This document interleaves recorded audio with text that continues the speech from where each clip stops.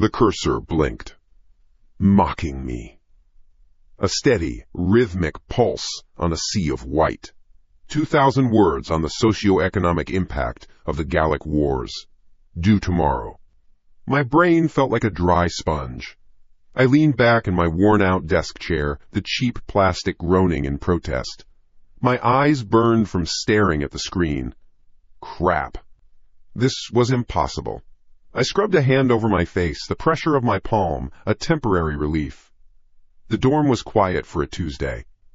My roommate Jessica was at a late-night study group, which meant I had the place to myself.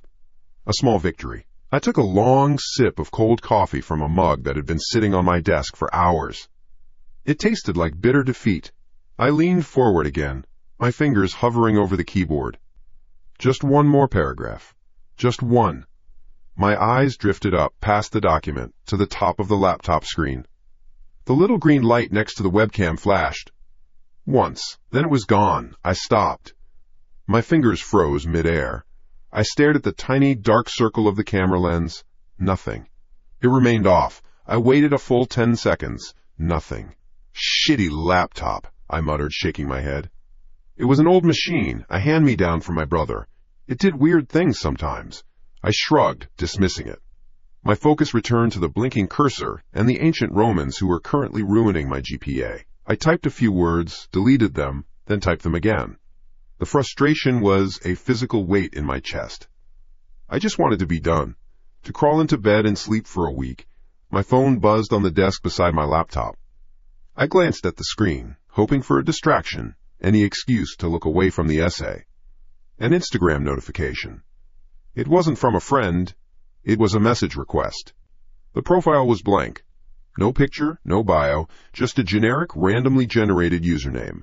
Backquote, X_user_8821 backquote. I tapped it, my curiosity getting the better of my annoyance. One new message. Backquote. That gray sweater looks good on you. Backquote. I read it twice. A cold prickle went up my spine. I looked down at myself. I was wearing an old, oversized, faded gray college sweater. The one with the small paint stain on the sleeve that I always wore when I was pulling an all-nighter. The one nobody but Jessica had ever seen me wear in the dorm. What the hell? My first thought was a prank. It had to be Jake or one of his idiot friends from down the hall. Maybe they saw me through the crack in the door earlier, but the door was closed now. My room was at the end of the corridor. My window faced the dark, empty courtyard 5 floors below. I stood up, the chair scraping loudly against the floor. The sound was jarring in the quiet room.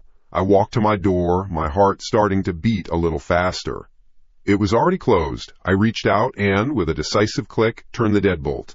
The heavy thud of the bolt sliding into the frame was reassuring. Solid. I walked back to my desk, feeling a bit foolish. It was just a stupid message. Some creep who probably had a mutual friend and saw an old picture. Still, the unease lingered, a sour taste in my mouth. I picked up my phone, my thumb hovering over the block button. It buzzed again in my hand. A new message from the same account. My breath caught in my throat. Backquote. Locking the door won't make you safer. Backquote. Time seemed to stop. The blinking cursor on my laptop, the low hum of the mini-fridge, the distant sound of a siren in the city, it all faded away. There was only the white light of the phone screen and those words. This wasn't a prank. This wasn't random. The message was a direct response to my action. An action someone outside my room, outside my line of sight, could not have possibly known I just took. Unless my eyes shot to the webcam, the little dark circle. No, that's crazy. My hands were shaking now. I typed a reply, my fingers clumsy and slick with a sudden sweat. Backquote. Who are you? Backquote. I hit send. The message bubble turned blue. Delivered. I stared at the screen, waiting. My heart was a frantic drum against my ribs. The 3 little dots that signified the other person was typing did not appear. There was only silence. A heavy, watching silence. I could feel it, feel eyes on me. I wanted to slam my laptop shut, to throw a towel over the webcam, but I was frozen, waiting for a reply that didn't come. Instead, a new sound cut through the quiet. Boo dink. The sound of a Bluetooth device connecting. I whipped my head around. The small, black speaker on my bookshelf, the one Jessica used for her pop music, had a blinking blue light. It was on. It had been off. I knew it was off. I never used it. And then, music started to play. It wasn't loud, just a soft, tinny melody filling the room. It was that song. The one I absolutely hated. A weird, indie pop song with an off-key chorus that always felt like nails on a chalkboard to me. Just yesterday, Jessica had been playing it, and I'd begged her to turn it off, complaining that it was the stuff of nightmares. "It's so creepy," I had told her, laughing. "It sounds like a clown's funeral." Now, that song was playing in my room, from my speaker, sent by someone who knew I was here, knew what I was wearing, knew I had just locked my door, and knew the exact song that would turn my skin to ice. My mind raced. It's Jessica. It has to be Jessica, pulling some sick, elaborate prank. She must have connected to the speaker from her phone somewhere else. She must have told a friend what I was wearing. It was the only explanation that made sense. But why? This wasn't funny. It was cruel. The music played on, a cheerful, horrible little tune. I lunged forward. I didn't think.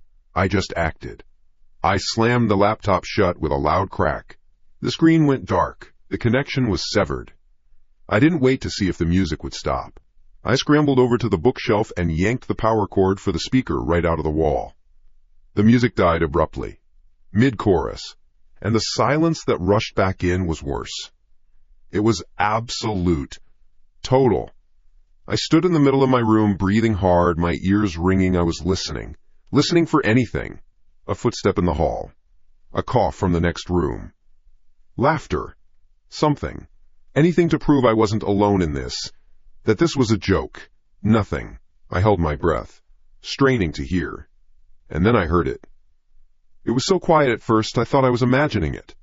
A faint sound from the other side of my door. Scrape. I froze. Every muscle in my body went rigid. Scrape. Scrape. It was a slow, deliberate sound, like a single fingernail being dragged across the wood of the door. It moved slowly, a dry, whispering sound that made the hair on my arms stand straight up. It wasn't a random noise. It wasn't the building settling. It was methodical. It was exploring. My back was pressed against my desk. I couldn't move. I couldn't breathe. My eyes were locked on the door, on the deadbolt I had turned just minutes ago. It felt so flimsy now. So useless. The scraping continued, moving horizontally across the door. It was leisurely, confident. Whoever was out there was in no hurry. They were enjoying this. They were playing with me. Scrape, scrape. Then it stopped. It stopped right over the lock. The silence that followed was a physical presence. A hand clamped over my mouth. I could hear my own blood pounding in my ears, a frantic, terrified rhythm. Who was out there? How did they get into the building? The dorms had keycard access. You couldn't just walk in. My gaze fell to my phone, which I had dropped on the desk. The screen was dark. I willed it to stay dark. Please, no more messages. No more sounds. Just let this be a nightmare. Let me wake up. As if summoned by my fear, the screen lit up. The bright white light was a shock in the dim room. My eyes watered. One new message from _X_user_8821 . My hand trembled as I reached for it. I had to know. I had to see. It was a compulsion. It wasn't text this time. It was a picture.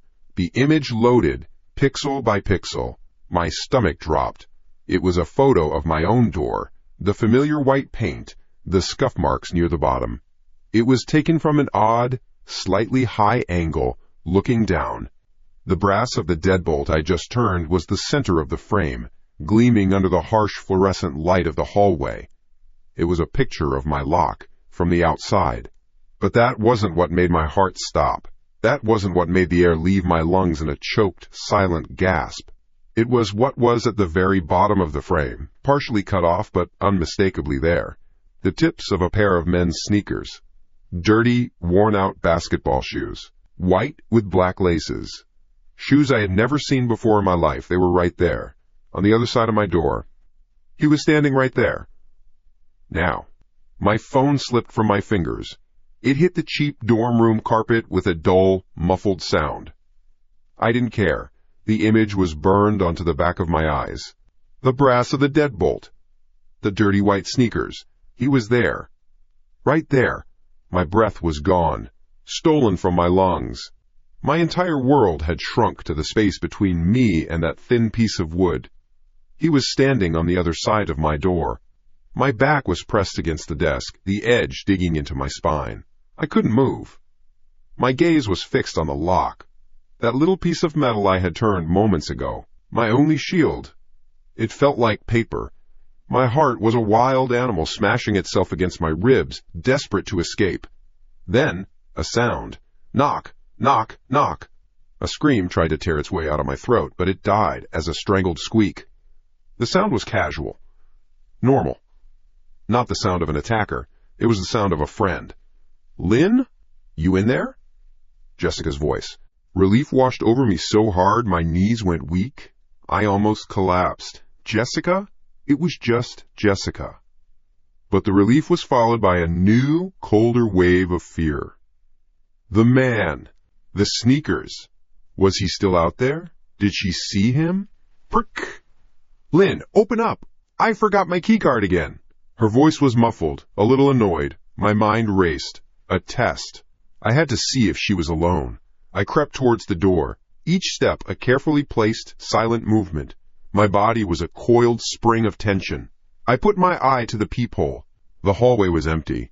The harsh, fluorescent lights glared off the polished linoleum. There was no one there. No dirty sneakers. Just Jessica, standing with her arms crossed, looking impatient. He was gone. My hand trembled as I reached for the deadbolt. The click of it retracting sounded like a gunshot in the quiet. I opened the door. Jesus, what took you so long? She said, pushing past me. I've been texting you. She tossed her bag onto her bed. God, I'm exhausted. Professor Davies is a sadist, I swear. I didn't answer. I was still looking out into the empty hallway. What's wrong with you? Jessica asked, turning around. She finally took in my appearance, my wide eyes, my pale face. You look like you've seen a ghost. The words tumbled out of me, a frantic, jumbled mess. The webcam, the light flashed, and then a message, and they knew what I was wearing, Jess. They knew, and then the door. I locked it, and they sent me a new message saying it wouldn't help, and then they played that song, that horrible song, on your speaker, and then a picture. There was a picture of our door from the outside with shoes. A man's shoes, he was right there. I was rambling, my voice getting higher with each word. I knew how I sounded. I sounded crazy. Jessica listened, her expression shifting from annoyance to a practiced look of concern. She put her hands on my shoulders. Lynn, hey, slow down, breathe. I took a shuddering breath. Okay, she said, her voice calm and steady. Let me see the messages. I fumbled for my phone, my hand still shaking, and showed her the screen. The blank profile. The 2 lines of text. The picture. She stared at it for a long moment, scrolling back and forth between them. This is creepy as hell, she admitted. But listen, you're a beautiful girl. There are a lot of weirdos on this campus. Someone probably has a crush on you, saw you in the library, and decided to be a freak. They probably saw you come back here and guessed what you were wearing. But the door, Jess, I whispered. He knew I locked the door. The walls are thin as paper, she said, giving my shoulders a squeeze. She was so logical, so rational. He probably heard the bolt. Simple. It made a twisted kind of sense. I wanted to believe it. God, I wanted to believe it more than anything. I guess, I mumbled. My panic was starting to recede, leaving behind a thick residue of exhaustion and unease. Go wash your face. Get a drink of water. You've been staring at that essay for too long, she said, steering me towards the door. You're just overtired. It's making you jumpy. I nodded numbly and walked out of our room into the small common area with its tiny kitchenette. The air out here felt cooler. My reflection in the dark microwave door was a stranger, a pale, disheveled girl with haunted eyes. Jessica was right. I was stressed. I was tired. It was probably just some stupid, cruel prank. I turned on the tap, the sound of running water filling the space.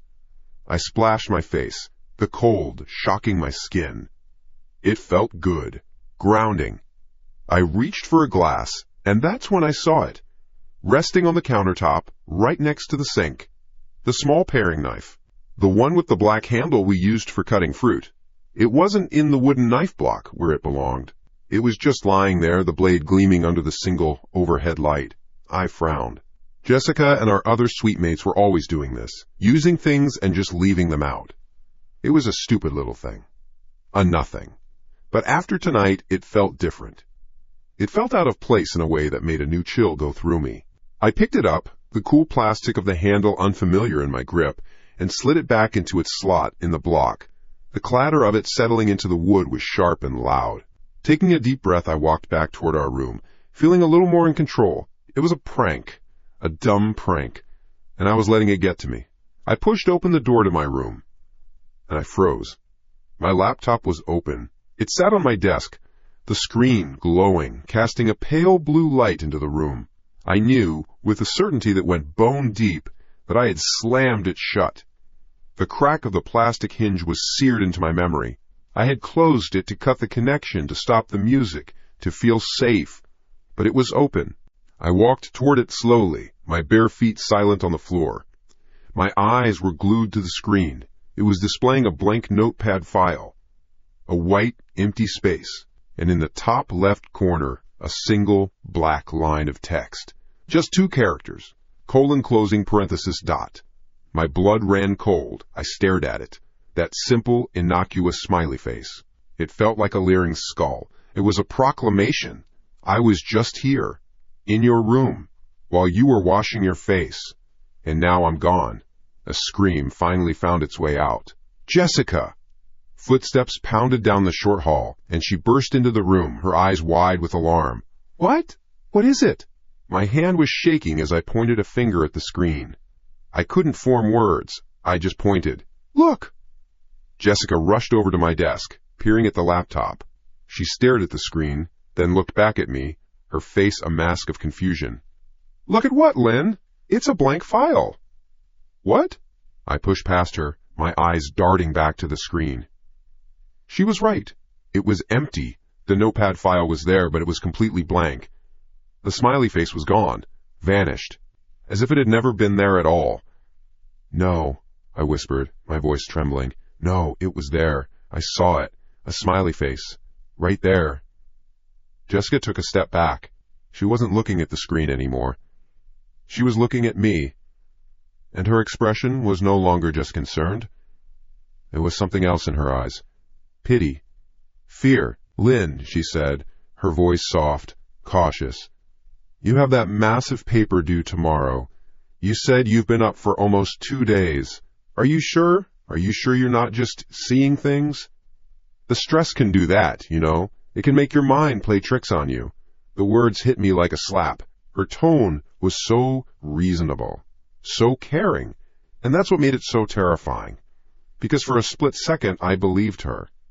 The exhaustion, the fear, the coffee, maybe I had imagined it.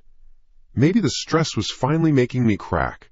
The thought was more frightening than any intruder, the idea that my own mind was betraying me. I'm not! I snapped, the words raw and loud. I'm not crazy, Jessica. I saw it. I felt trapped, cornered, by an invisible enemy and by my only friend's disbelief. I needed someone else, someone who would believe me. My boyfriend, Mark. I lunged for my phone, my hand scrambling to unlock it. I had to call him. He would know what to do. He would come here. He would make it stop. My thumb swiped to the contacts icon. I tapped it. The screen loaded, and my world fell away. The list was empty. Backquote, no contacts, backquote. That's all it said. Every number. My mom, my dad, Mark, my professors, my friends. Hundreds of contacts, a history of my entire life. Gone. Wiped clean. This wasn't stress. This wasn't my mind playing tricks on me. You don't hallucinate an empty contact list. This was real. This was happening. Someone had done this. A sob escaped me, a ragged, hopeless sound. I was completely unmoored. Cut off. Oh, Lynn! Jessica's arms wrapped around me from behind. She pulled me into a hug, her hold firm and steady. It's okay. It's going to be okay. I'm here. I crumpled against her. I let the sobs come, hot and heavy. I cried into her shoulder, my body shaking with terror and helplessness. She was the only solid thing in a world that had suddenly dissolved into madness. She held me tighter, stroking my hair, murmuring soft, comforting words. Shh, it's all right. I got you. I'm right here. It's all going to be okay. For a moment, in the warmth of her arms, I felt a flicker of safety. A tiny island in a hurricane of fear. My crying softened to quiet, hiccuping breaths. My head was still resting on her shoulder, my eyes blurry with tears. My gaze drifted over her shoulder, to her bed. Her phone was lying there, screen down on her pillow. As I watched, the screen lit up. A notification had come through. The light was just bright enough for me to read the white text against the black background. It wasn't a text message. It was a banner from her Notes app, a reminder she had set for herself. My breath hitched. The air froze in my lungs. The notification read, Phase 2, success. Subject is destabilizing. The hug was a trap. Her arms were chains. Her words were poison. Phase 2, success.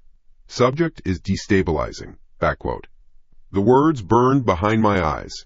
A single line of text that had incinerated my entire world. The warmth of her body, the soft fabric of her sweater, the steady rhythm of her breathing. It was all a lie, a performance, and I was the audience, the subject. My body was rigid in her arms. Every muscle screamed to tear away, to run, to scream. But my feet were bolted to the floor. My throat was sealed shut. Jessica, my friend, the one solid thing in a world gone mad, was the source of the madness. She wasn't my anchor. She was the hurricane. It's okay, she murmured into my hair, her voice a perfect imitation of concern. I got you. A cold sweat broke out on my neck. I had to get away. I had to act normal. If she knew that I knew, it was over. Whatever phase 3 inches was, I didn't want to find out. I forced a shudder, a final convulsive sob that I hoped looked real. I pulled back slowly, wiping at my eyes with the back of my hand. You're right, I mumbled, my voice thick. I didn't meet her eyes. I couldn't. I was afraid of what I would see there, or what she would see in mine. I'm sorry, I'm just so tired. The stress from this paper. I let the sentence hang. Let her fill in the blanks with the story she had created for me. The story of a weak, cracking girl. Her hands rested on my shoulders, a heavy, proprietary weight. I told you, Lynn, it's too much. You need to rest. Her expression was a flawless mask of sympathy. It was the same look she'd had minutes ago. Now it made my skin crawl. I know. I have to find my history textbook, the big one, for the Jefferson chapter. I can't find it anywhere. The lie came out surprisingly easy. It was an excuse, a reason to move, a reason to put distance between us. I started scanning my desk, my movements deliberately frantic and unfocused. I swear I left it right here. Maybe you left it in the library, she suggested, her voice smooth and reasonable. Yeah, maybe. I ran a hand through my hair. God, my head is pounding. I think I'm just going to take a quick shower, try to reset. Maybe I'll remember where I put it. Good idea, she said, squeezing my shoulder one last time before letting go. I'll be out in the common room. Holler if you need anything. The offer was obscene. I nodded, a jerky, puppet-like motion, and turned toward my side of the room. My heart was a hammer against my ribs. I avoided looking at her, keeping my eyes fixed on my closet. Act normal. Breathe. Just get to the bathroom. Lock the door. My hands felt clumsy, disconnected from my brain. I pulled open my closet door. I reached for a towel, for a clean t-shirt, for anything. And then I saw it, resting on top of a neatly folded stack of my favorite band t-shirts. My history textbook, the thick, heavy one with the blue cover. The one about Jefferson. I froze. My hand hovered in mid-air, inches from the book. It wasn't tossed in there. It wasn't wedged between things from a messy cleanup. It was placed. Positioned. Right on top, like a display. Like a present. I hadn't put it there. I had been at my desk, then at the sink. I hadn't opened my closet since this morning. The thought was a shard of ice in my gut. She had put it there. while I was washing my face. While my back was turned for 90 seconds, she had walked into my space, opened my closet, and placed the book there. A little test. A little game. My blood went cold. I snatched a towel and a random shirt, slamming the closet door shut. The sound was too loud. I didn't care. I turned around. My eyes, now sharpened by terror, swept across my small section of the room. It wasn't just the book. My teddy bear, the one I'd had since I was 10, always sat on my pillow facing the door. Now it was turned around, its fuzzy brown face pressed into the wall. The single pen I kept on my nightstand was always on the right side. It was now on the left. My slippers, tucked under my desk chair, were switched, the left slipper on the right on the left. Small things. Tiny things. Things you would never notice unless you were looking. Things designed to make you question your own mind. To make you think you were the one losing it. She hadn't just been in my room. She had curated it. She had played with my things, moving them with a quiet, deliberate malice. This was gaslighting as an art form. She was toying with me. My breath hitched. I had to get out. Not just to the bathroom. Out of the suite. Out of the building. I looked toward the door, my escape route. I could hear the faint sound of the TV from the common area. Jessica was out there, waiting. I took a step, then another. My bare feet were silent on the carpet. My whole body was a single, coiled nerve. The doorknob was 20 feet away. It felt like a mile. Then I heard it, her footsteps, moving from the couch toward our room. No, I spun around, a new wave of panic crashing over me. Trapped. There was nowhere to go. My eyes darted around the room, manic. Closet? No, she knew I'd been there. Under the bed? Too obvious. The bathroom. The suite bathroom. It was my only chance. Her shadow appeared in the doorway of our bedroom. Hey, you okay in there? I didn't answer. I bolted. I launched myself out of our room, past her stunned face in the doorway, and flew down the short hall to the bathroom. My hand slammed against the door, pushing it open. I stumbled inside, spun around, and slammed it shut. My fumbling fingers found the cheap push-button lock on the knob. Click. Safe. For a second. I pressed my back against the cool wood of the door, my chest heaving, my lungs burned. I could hear my own blood roaring in my ears. Lynn? Jessica's voice came through the door, laced with a new edge. The fake concern was gone. What the hell? Open the door. I didn't move. I squeezed my eyes shut. This isn't happening. Knock. Knock. The sound was sharp, demanding. Lynn, open up. This isn't funny. I needed to think. I needed to block out the sound of her voice. My eyes snapped open. The shower. I scrambled over to the tub, my hands shaking so badly it took 2 tries to turn the knob. Water exploded from the shower head, a sudden, violent roar that filled the small room. It was a wall of white noise, drowning out her voice, drowning out my own ragged breaths. Good. I sank to the floor, my back sliding down the tiled wall next to the toilet. The cold of the floor seeped through my thin shorts. Steam began to ghost through the air, blurring the edges of the room. The roar of the water was a hollow comfort. I hugged my knees to my chest, trying to make myself smaller. What was the plan? There was no plan. My phone had no contacts. My roommate was my tormentor. I was on an island, and the water was rising. I rested my forehead on my knees, the steam damp on my skin. Just breathe. Just think. The light in the bathroom flickered once, then held steady. I watched the steam curl under the vanity, swirling on the floor tiles. The world had shrunk to this small, white, steamy box. And then I saw it. Through the fog, under the door, the narrow gap between the bottom of the door and the tiled floor. A shadow. It slid into place, blocking the strip of light from the hallway. Just a dark shape. The tips of 2 shoes. Standing perfectly still, my breath caught in my throat. She was right there, on the other side of this thin piece of wood. Waiting. The silence was a physical wait. The only sound was the pounding water, a frantic, meaningless noise against the patient. terrifying stillness of the shadow. How long did I sit there? 10 seconds? A minute? Time had ceased to exist.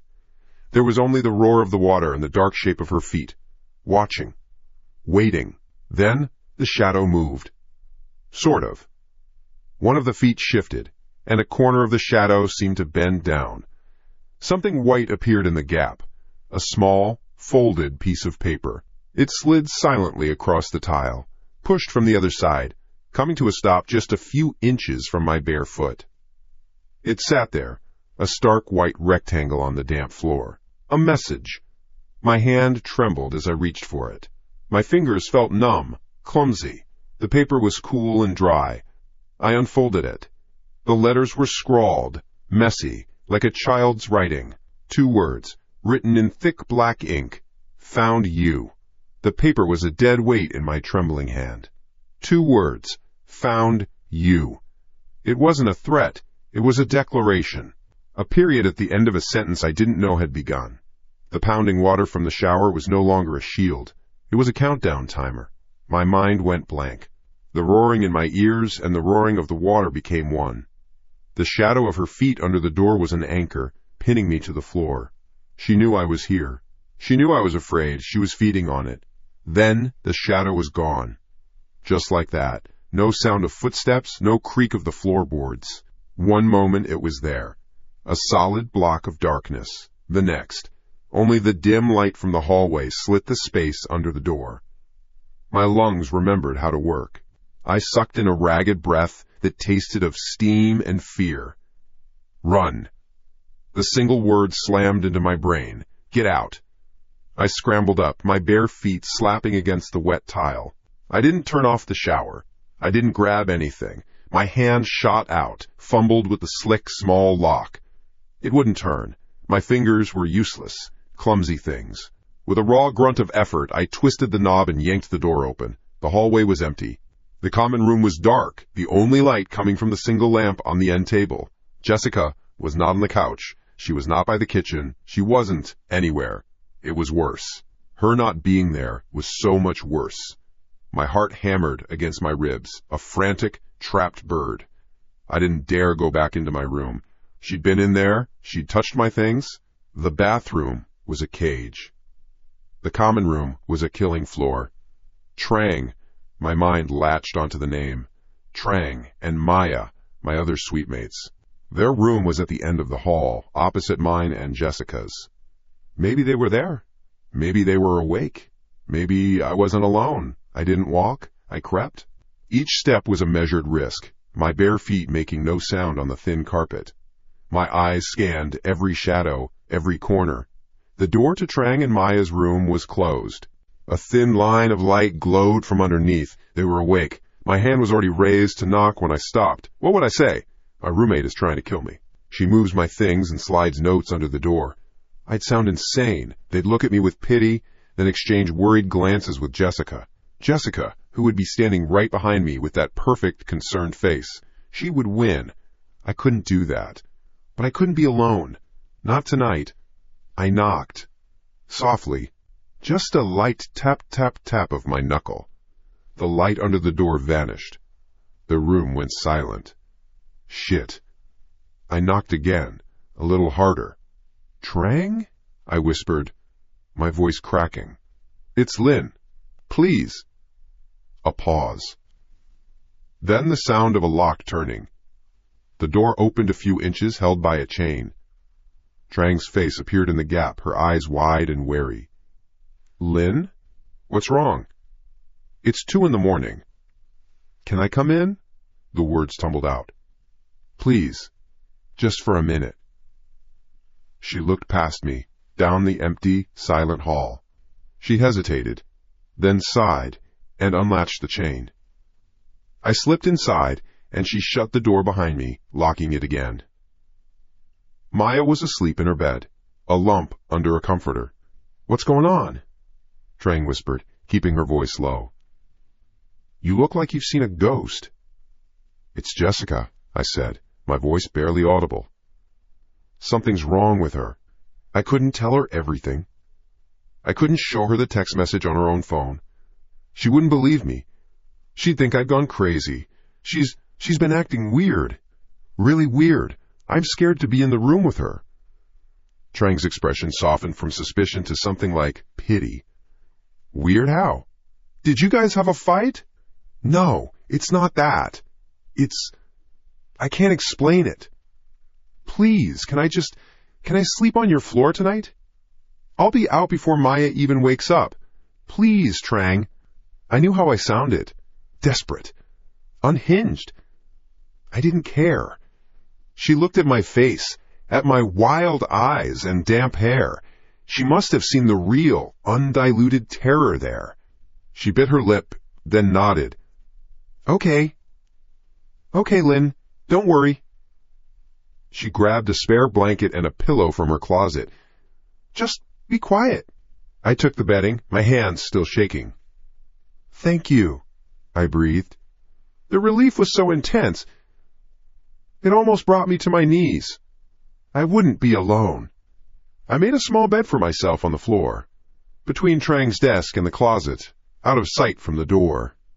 Trang switched off the light and climbed back into her bed. The room was plunged into darkness, the only light a faint orange glow from the street lamp outside the window.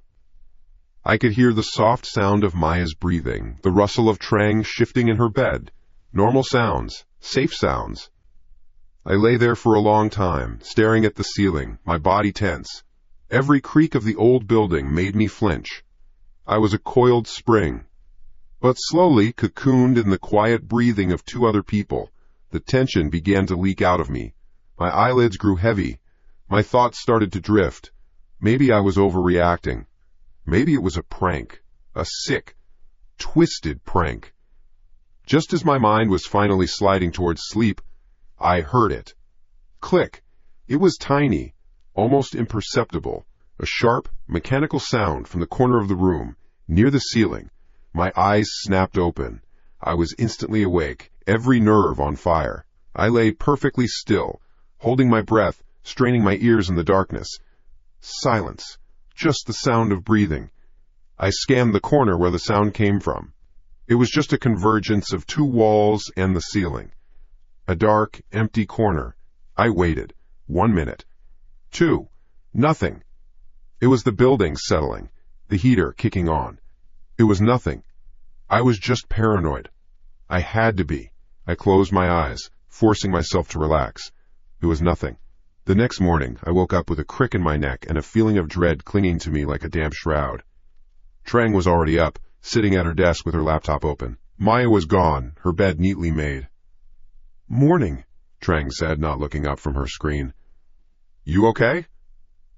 Yeah, I think so. I sat up, my body stiff. Thanks again for last night. No problem. She finally turned, a frown on her face. You still think something's up with Jessica? I don't know. Maybe I was just stressed. The lie tasted like ash in my mouth. My eyes darted to the door, half expecting Jessica to burst in.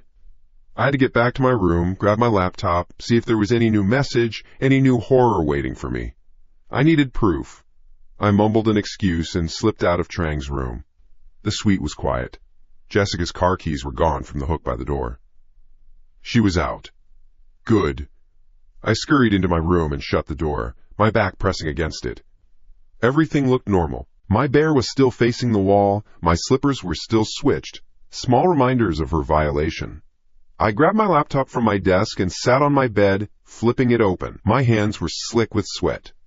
There was one new email. It was from an anonymous, scrambled address, a string of nonsensical letters and numbers. The subject line had only one word. Yesterday. My finger hovered over the trackpad. This was it. The next move in her game.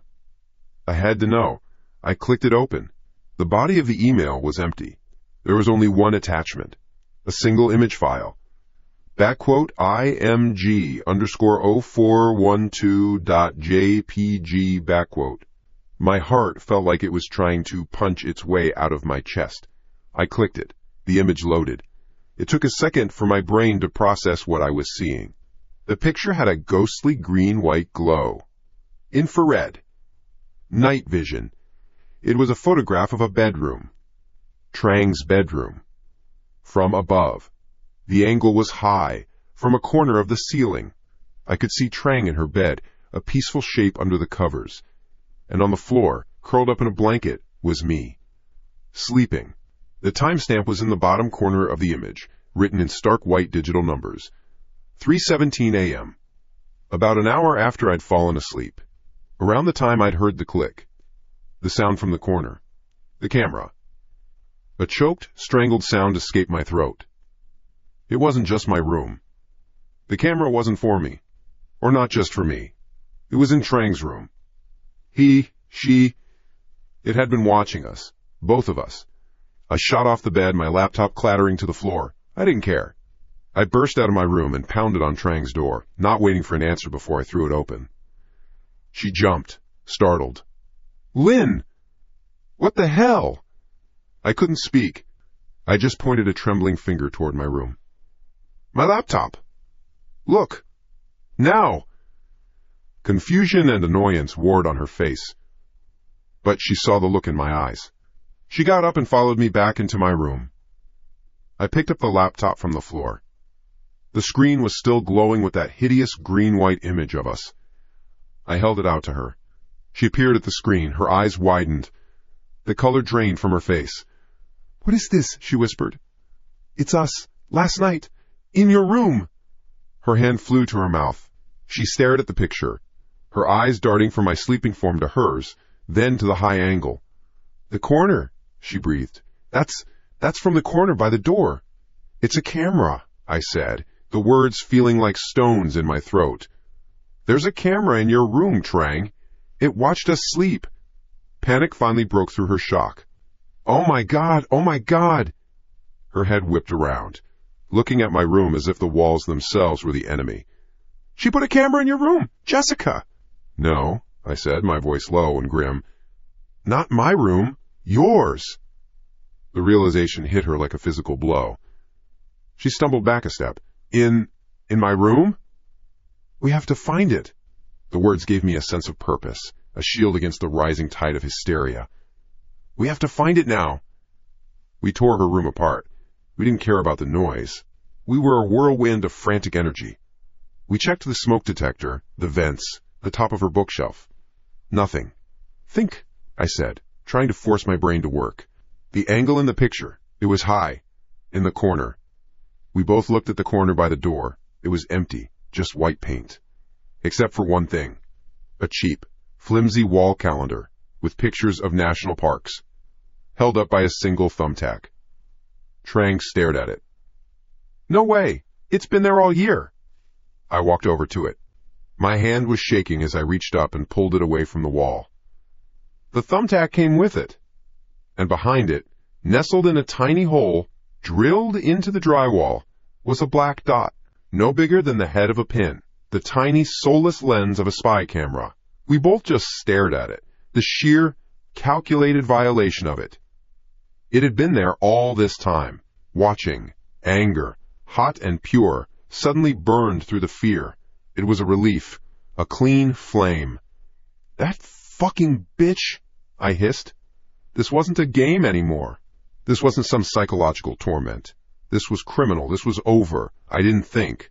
I acted. I dug my fingernail into the plaster and ripped the tiny camera out of the wall, its thin wires tearing free. I held it in the palm of my hand. The proof. Where are you going? Trang yelled as I stormed out of her room. I didn't answer. I stalked into the common room. Maya was back, sitting on the couch, scrolling on her phone. Jessica was standing by the kitchen counter, pouring a glass of water, a picture of calm normalcy that made my stomach turn. I stopped in the middle of the room. My voice was a shotgun blast in the quiet apartment. Which one of you assholes did this? I thrust my hand out, opening my palm to show them the tiny black camera and its torn wires. Maya looked up, her eyes wide with shock. What the hell is that? Jessica turned around slowly. She didn't look surprised. She looked disappointed. She set her glass down with a soft click. Lynn, what are you talking about? Don't you dare, I spat, taking a step toward her. Don't you dare act like you don't know. A camera, in Trang's room, watching us sleep. Trang had followed me out into the hall and stood there, her arms wrapped around herself, looking terrified. A camera? Maya stood up, her face a mask of disbelief and disgust. Are you serious? She looked from me to Jessica. Jess? What is she talking about? Jessica sighed, a long, put-upon sound. I have no idea. Lynn, you haven't been sleeping. You've been under a lot of stress. She looked at Maya, her voice full of fake concern. She's not well. I'm not well, I screamed, laughing a high, hysterical laugh. You put a fucking camera in her room, I pointed at Trang. You move my things around to make me think I'm crazy. You send me those texts. Texts? What texts? Maya asked, looking back and forth between us. The room was crackling with tension, a bomb about to go off. I didn't send you any texts, Lynn, Jessica said, her voice impossibly calm. I think you need to sit down. That's it, Maya snapped, her eyes narrowing. She looked at Jessica, then at me. Someone's lying. Empty your pockets. Give me your phones, now. The argument devolved into chaos. Accusations flew. Maya was yelling at Jessica. I was yelling at both of them. Trang was just standing there crying. It was a mess of shouting and pointing fingers, a hurricane contained within the four walls of our cheap apartment. And in the middle of it all, the TV turned on. Click. The sound cut through the shouting like a razor. We all froze. The large screen on the wall flickered to life. It wasn't on a cable channel. It wasn't on Netflix. It was a live feed. The image was grainy, shot from a low angle. It showed the side of a bed, the tangled mess of a comforter, and a small pile of textbooks on the floor. It was a familiar view? Trang gasped. It was a live feed from another camera. A camera hidden somewhere in her room, pointed at her bed. The hum of the television was the only sound in the universe. 4 of us, frozen in the common room, were statues in the cold, grainy light of the screen. The live feed showed Trang's bed. Empty. The camera was still active, still watching.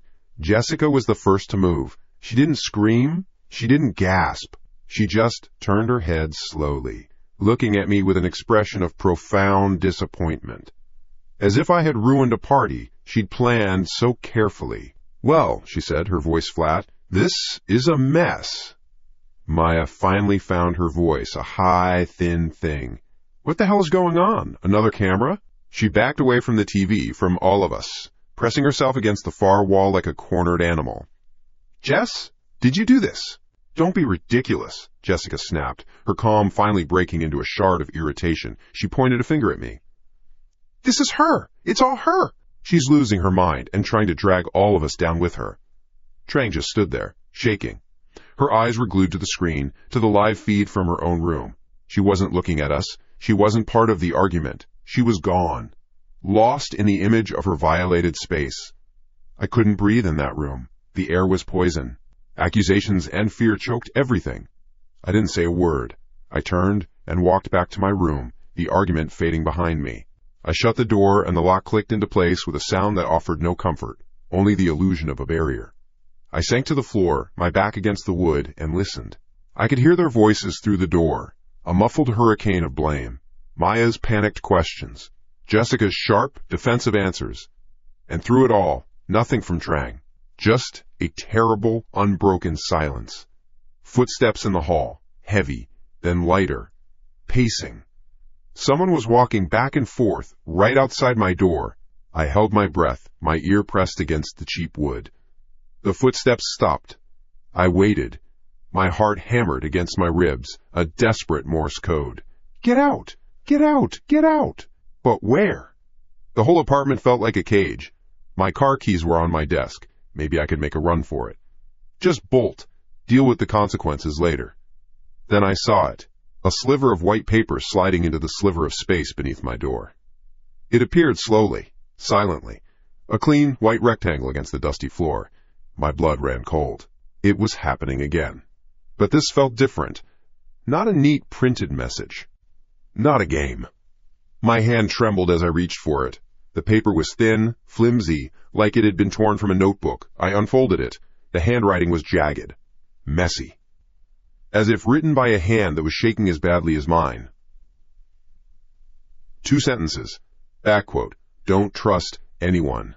Back quote. Back quote. Run. Back quote. I stared at the words.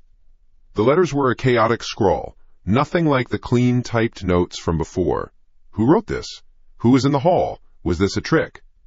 Another layer of the game? Designed to make me panic? To make me run right into a trap? Don't trust anyone. The words echoed in my head. That meant Maya, her face a mask of confusion and fear. It meant Jessica, her calm, a terrifying counterpoint to the chaos. And it meant Trang. Quiet, broken Trang. I had to see. I crawled on my hands and knees to the door. I didn't dare use the peephole. If someone was out there, they would see the light block out. I pressed my cheek against the floor, trying to see through the crack underneath. All I could see was the worn carpet of the hallway. No feet, no shadow. Slowly, I rose. My hand went to the lock. I turned it with painstaking care, the mechanism groaning softly. I pulled the door inward, just a crack, an inch. The hallway was empty. The TV was still on in the common room, its light flickering, but the shouting had stopped. Silence had fallen again. My eyes scanned the short length of the hall. The door to Trang and Maya's room was ajar. Jessica's was closed. Everything looked normal. No, not normal. My eyes snagged on something. On the wall opposite my door. Something that wasn't there before. A smear of color. Red. Bright, waxy red. My brain took a second to process it. It was writing. Scrawled onto the beige paint in what looked like lipstick. 3 words. Backquote. It's listening. Backquote. I slammed the door shut, my heart trying to claw its way out of my throat. I fumbled with the lock, my back pressed hard against the wood. It wasn't just cameras. It was listening. Every word. Every scream in the common room, every whisper I'd made to Trang, my panicked call to my mom. Everything. It heard everything. The room, my tiny sanctuary, suddenly felt like a glass box. I wasn't just being watched, I was being recorded, analyzed. Every terrified breath, every frantic plan I might make, it would hear. The note. Backquote, run, backquote. It wasn't a trick. It was a genuine warning. From who? It didn't matter. It was the only advice that made sense. I couldn't use the phone. It was probably compromised. I couldn't scream for help. It would hear. I had to move, silently. My mind raced, charting a course. My backpack was by my desk. Keys, wallet, phone, that's all I needed. I pushed myself off the door and moved through my room like a ghost. I didn't turn on a light. The glow from the street was enough. I found my backpack. The zipper sounded like a gunshot in the quiet. I froze, listening. Nothing. I grabbed my wallet from the desk, my keys. I shoved them deep inside.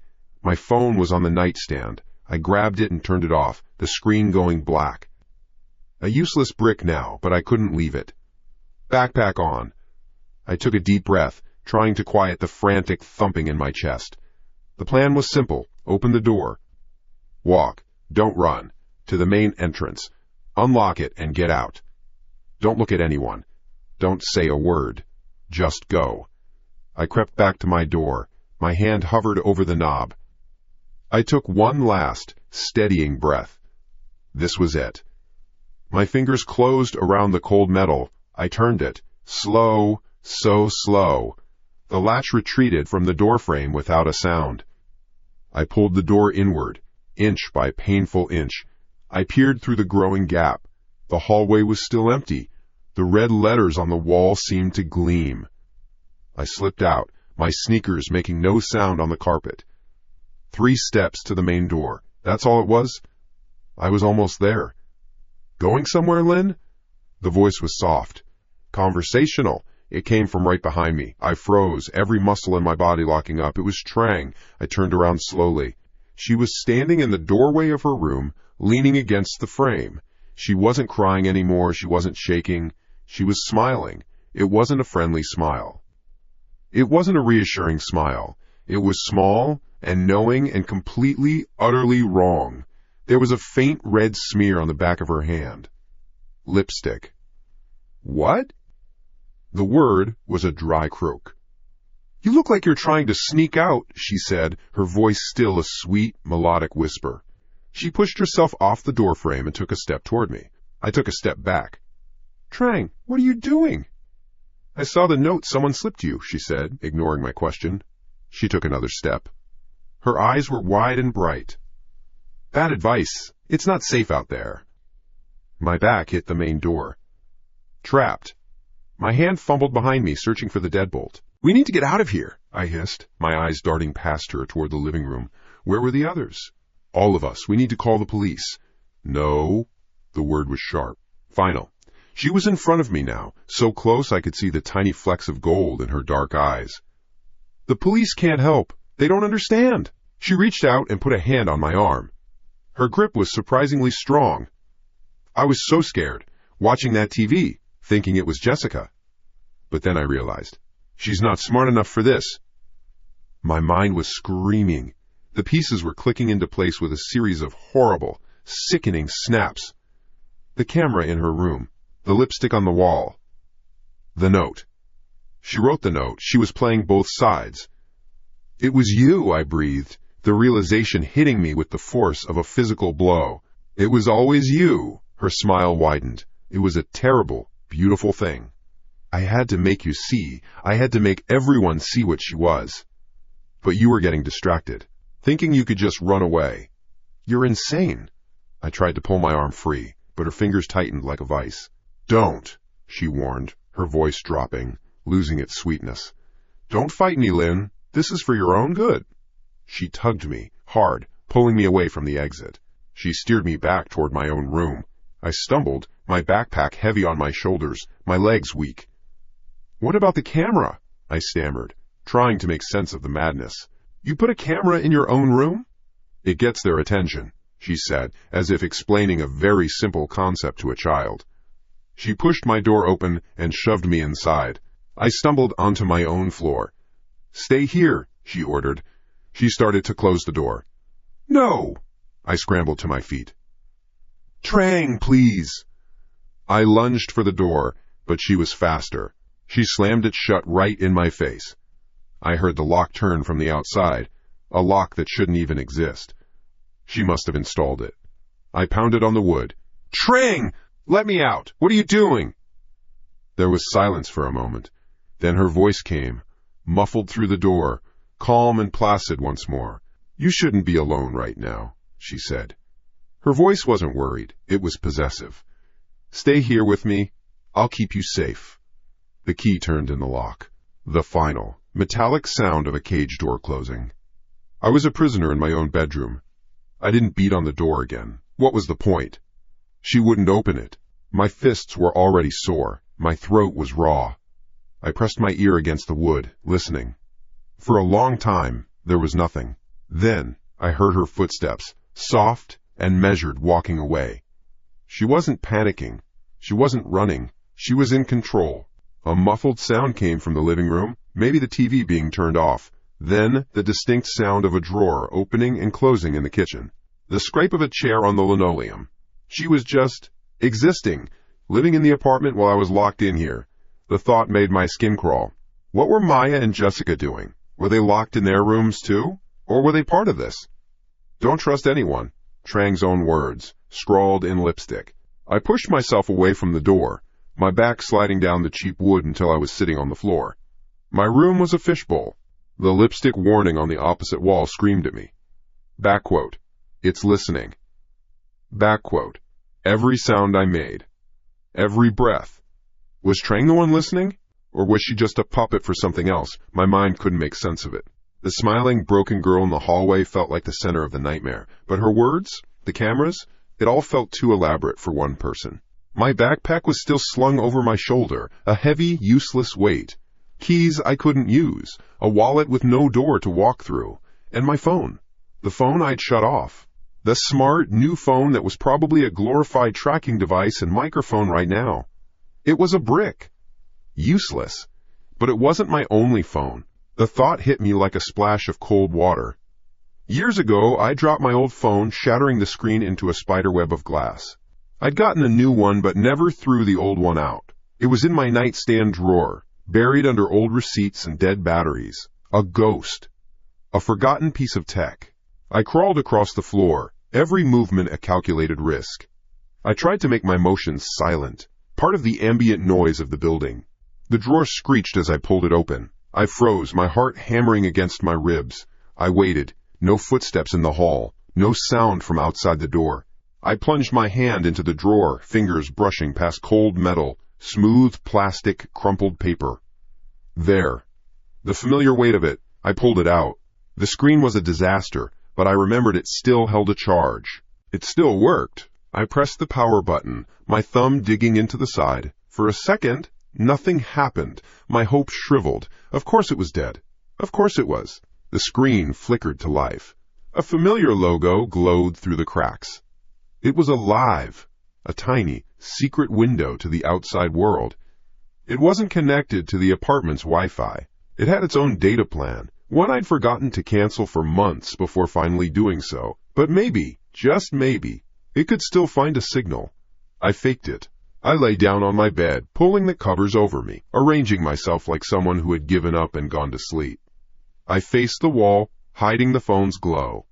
Under the blanket, in the suffocating heat, I carefully typed out a message. My fingers fumbled on the cracked screen. I sent it to Mark, my boyfriend. The only person I knew for a fact was outside this apartment, outside this madness. Backquote Mark. Something is very wrong. I'm locked in my room. Trang did it. She's not herself. The notes, the cameras, I think it was all her. Call the police. Don't call me. They might be listening. Backquote. I hit send. The message hung there for a moment, a bubble of blue text against the white screen. Then a tiny word appeared beneath it. Delivered. Relief washed over me, so potent it almost made me dizzy. It was out there. The message was out there. Help was on the way. All I had to do was wait. I lay still, pretending to be asleep, my mind racing with visions of police sirens and flashing lights. That's when the phone in my hand buzzed. It wasn't a text back. The screen lit up with an incoming call. The number was blocked. My blood went cold. Mark wouldn't call from a blocked number. He would have called from his cell. Or he would have listened to my text and just called the cops. Don't answer it. My brain screamed the command. It's a trick. It's them. But how? How could they possibly know about this phone? It had been dormant for 2 years. It was impossible. Unless the message had been intercepted. My thumb hovered over the glowing green icon. I had to know. I had to know what I was up against. I pressed accept and held the phone to my ear. My breath caught in my throat. Silence. Just a faint electric hum. Hello? I whispered, the sound barely audible even to myself. A voice answered. It was chopped and metallic, like words being fed through the spinning blades of a fan. It was impossible to tell if it was a man or a woman. It was just noise shaped into speech. Your boyfriend can't save you, Lynn. I stopped breathing. The world tilted on its axis. No, it wasn't possible. It was a 1 in a million guess. A lucky shot in the dark. Who is this? My voice was a dry croak. What do you want? A sound came through the phone, a low, distorted chuckle that sounded like grinding metal. It was a sound that didn't belong to a human throat. What do I want? The voice crackled. You still don't get it, do you? You're in a cage. And I hold the key. The air in my lungs turned to poison. My secret lifeline, my one sliver of hope, had been a wire leading straight back to the monster. My trap had a trap door, and I had fallen right through it. How? I whispered, my eyes darting frantically around the dark room, searching for a camera lens, a microphone, anything. How do you know? The metallic voice didn't answer my question. Instead, it began to speak again. Slowly, deliberately, it recited my own words back to me. Mark, something is very wrong. My heart stopped. I'm locked in my room. Trang did it. Every word was a hammer blow. She's not herself. The notes, the cameras, I think it was all her. I scrambled backwards on the bed, my back hitting the wall with a dull thud. The phone was glued to my ear, a conduit for the horror. Call the police. Don't call me. They might be listening. The voice finished. The electric hum returned, seeming to fill my entire head. The room felt like it was shrinking, the walls closing in. It wasn't just listening. It was in everything. It was in the network. It was in the airwaves. There was no outside. The whole world was the cage. Rage, white hot and absolute, suddenly burned through the fear. It was a desperate, cornered animal reaction. "I'm going to the police!" I wasn't whispering anymore. The words came out in a strangled yell. I didn't care if Trang heard. I didn't care about anything except the voice on the other end of this line. "I'm going to tell them everything. You're going to get caught. You're going to rot in a cell." I was panting, my chest heaving. The distorted voice remained calm. The metallic, chopping sound was gone, replaced by a smooth, almost conversational tone, though still clearly disguised. "Which police, Lynn?" it asked, the question laced with a chilling amusement. "The police you're going to call from a university that already has a file on you? What will they think when they read the report from your freshman year? The one that describes a pattern of anxiety and paranoid ideations?" I froze. The rage vanished, replaced by a cold, hollowing dread that was worse than any fear I had felt before. My therapy sessions. My confidential meetings at the Student Wellness Center after a brutal first semester. Things I had barely spoken about with my own parents. Things Mark didn't even know the full extent of. This thing, this voice, it knew. It hadn't just hacked my apartment. It had hacked my life, my past, my secrets. How? The word was a puff of air. I couldn't form the rest of the sentence. Before I could process it, before I could even try to respond, the voice on the other end of the line changed again. The distortion vanished completely. The metallic hum was gone. In its place was the voice of my mother. It was perfect, the exact pitch, the familiar warmth, the slight weariness that was always in her tone when she was worried about me. It was so real it made my eyes burn with tears. "Lynn, honey," my mother's voice said, soaked in concern. "You haven't been taking your medicine, have you?" The line went dead. I sat there, in the dark, under the blanket, holding the silent phone to my ear. The silence it left behind was louder than any scream. The phone hit the floor with a soft thud. My hand stayed by my ear, frozen in a claw, holding nothing. The silence in the room wasn't empty. It was full. It was full of my mother's voice, my own stolen words, the grinding metal laugh. It was an active, watching silence. My eyes darted around my room, the lipstick on the wall. Backquote. "It's listening." Backquote. Not just listening. It was wearing my life like a skin. My breath came in ragged little bursts. I couldn't get a full lungful of air. My own past, my private, sealed-off history with Dr. Albright, had been cracked open and served back to me as a threat. The foundation wasn't just shaking. It was gone. There was nothing to stand on. What was real? Who was Trang? What was this thing on the phone? A thought, cold and sharp, cut through the panic. Proof. I needed proof. They wanted me to think I was insane. They were using my own history against me. The only way to fight a ghost that knows your name is to trap it in a photograph, to show someone, anyone, that this wasn't just in my head. I crawled off the bed, my limbs feeling disconnected, moving on their own. I snatched the old phone from the floor. The screen was still on, a black mirror. My own wide, terrified eyes stared back at me from between the cracks. I swiped it open, my finger leaving a sweaty trail. The camera icon. I tapped it. The lens activated, showing me my own face, pale and haunted. I flipped it around. The video function. I had to be smart. I had to be quiet. I propped the phone up on my bookshelf, nestled between a stack of textbooks and a ceramic owl. The angle was perfect. It covered my desk, the door, and most of the floor. I pressed the red button. A tiny timer started counting in the corner. 0:01, 0:02. It was recording. It was my silent witness. My trap. If anything moved in this room, anything at all, I would have it. The hours that followed were a new kind of hell. I couldn't sleep. I just lay in bed, facing the wall, feigning exhaustion. I listened. I listened for the sound of the floorboards outside my door.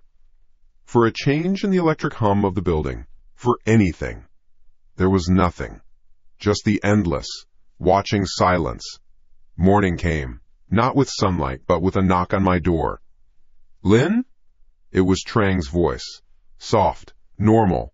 "You awake? I was going to go get us some bagels." My body went rigid. I had to answer. I had to act normal. To be the Lynn she thought I was. The unstable, fragile Lynn. I took a deep breath. "Yeah," I called out, my voice rough from disuse. "Yeah, I'm up." A key turned in the lock. The sound was like a bone snapping. The door swung open. Trang stood there, dressed in jeans and a university sweatshirt. She looked tired. Her eyes held a flicker of something. Concern? Pity? It was impossible to tell. "You okay?" she asked, leaning against the doorframe. "You were quiet all night." "Fine. Just tired," I lied, pushing myself into a sitting position. "Okay. Well, let's get some air. My treat?" She gave a weak smile. It didn't reach her eyes. I needed to go with her. I needed the room to be empty. It was the only way my experiment would work. As I stood up to grab my jacket, I walked over to my desk. My hands were shaking, but I forced them steady. I picked up a black Bic pen. I placed it very deliberately in the center of a blank white notebook that lay open on the desk. The black pen was a sharp, perfect line against the white paper. Unmistakable. I took a mental photograph. The exact angle, the position. It was my anchor in reality. "Ready?" Trang asked from the door. "Ready," I said, not looking back at the desk. The walk was a blur. The city air felt strange on my skin. Too open, too wide. Every person we passed on the street felt like a potential threat. Every car that slowed down sent a jolt of fear through my veins. Trang kept up a nervous stream of chatter about classes, about a professor she hated, about a party last weekend. I just nodded and grunted in what I hoped were the right places. We got the bagels. We walked back. The entire time, my mind was in one place. My room. The pen on the notebook. The silent, recording phone. She unlocked the apartment door. The air inside felt different. Stale. Used. "I have to use the bathroom," I muttered, my voice tight. It was the first excuse I could think of. I walked straight past the bathroom, my heart a frantic drum against my ribs. I pushed open my bedroom door. I didn't breathe. My eyes shot to the desk. The notebook was still there. The white paper was a blank, waiting canvas.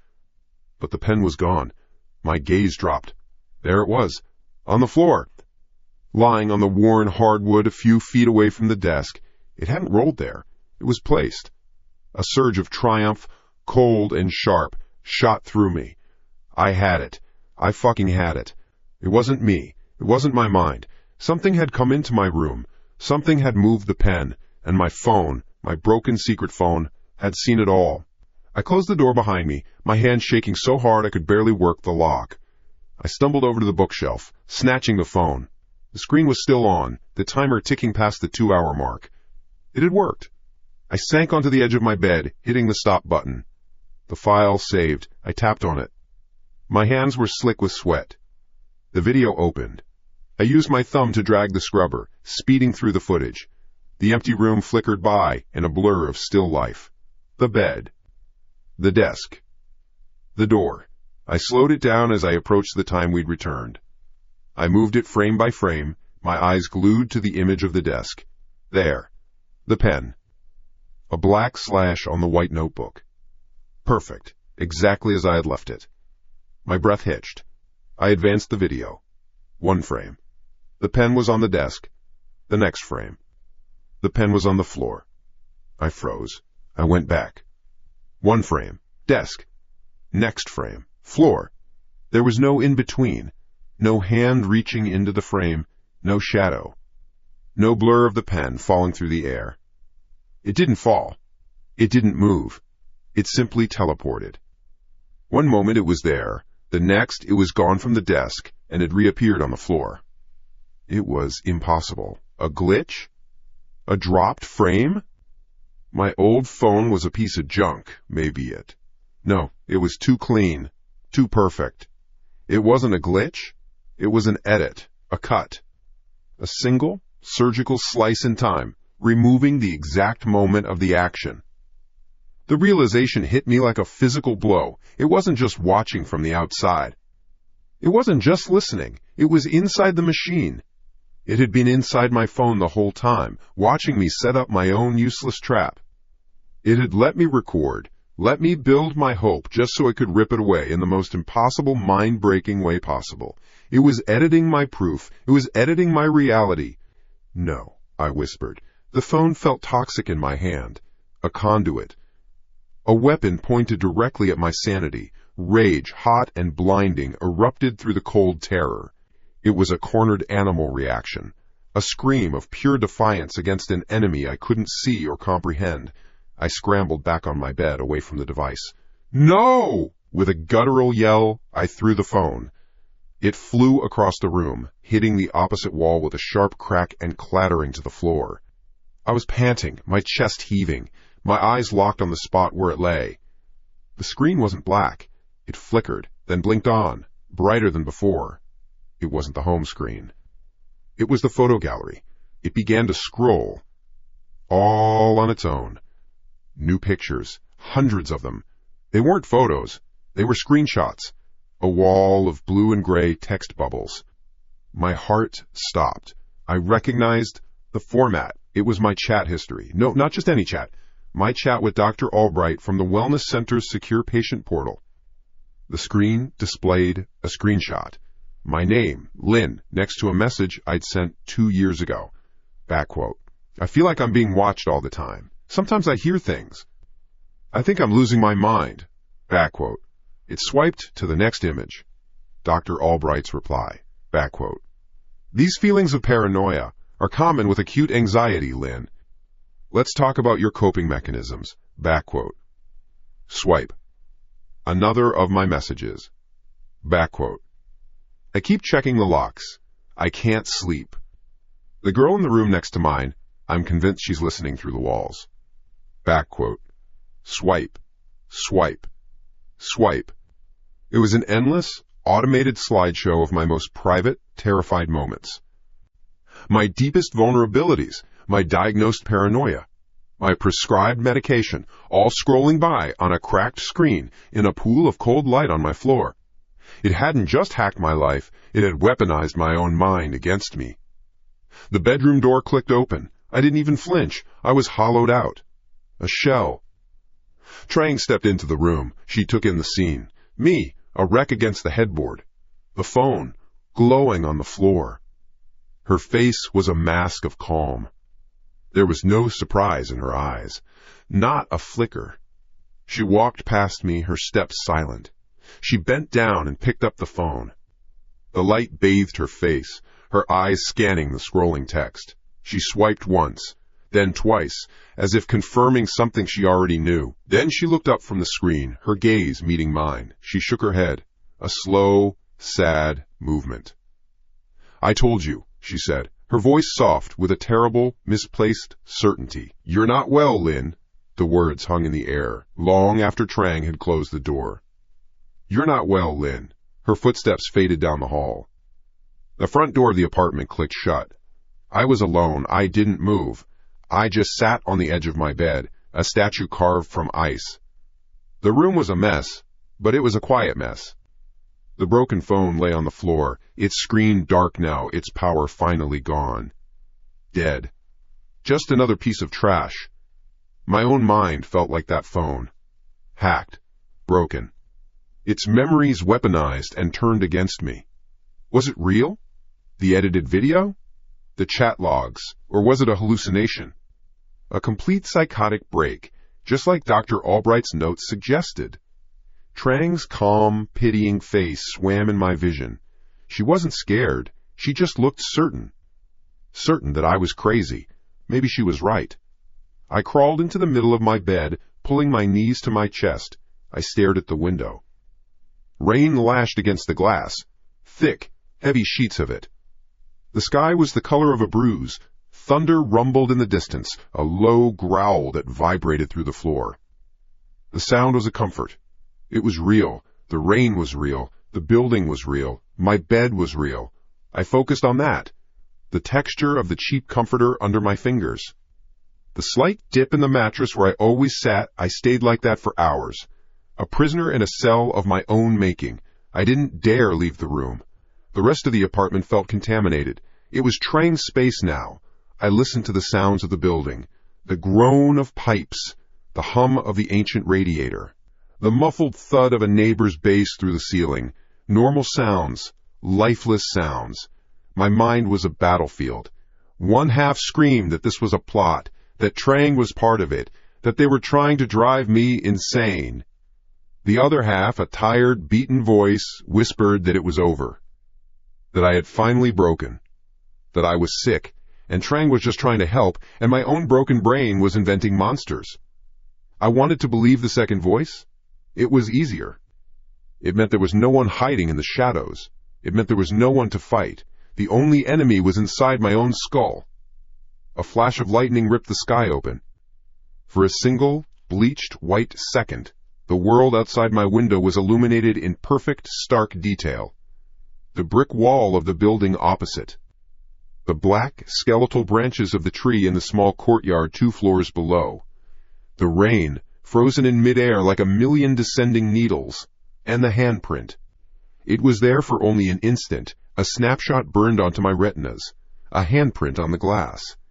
On the outside, a greasy, smeared palm and 5 distinct fingers pressed against my window. The thunder cracked a second later, a deafening explosion of sound right over the building. I flinched, my whole body jerking. But the sound was already gone. My mind was stuck on the image, the handprint. My room was on the 2nd floor. There was no balcony. No fire escape. Below my window was a sheer drop of 20 feet to the concrete courtyard. There was nothing to stand on, nothing to hold on to. It was impossible. My heart, which had been beating a slow, defeated rhythm, kicked into a frantic gallop. A new kind of fear, sharp and cold, sliced through the fog of my depression. This wasn't a feeling.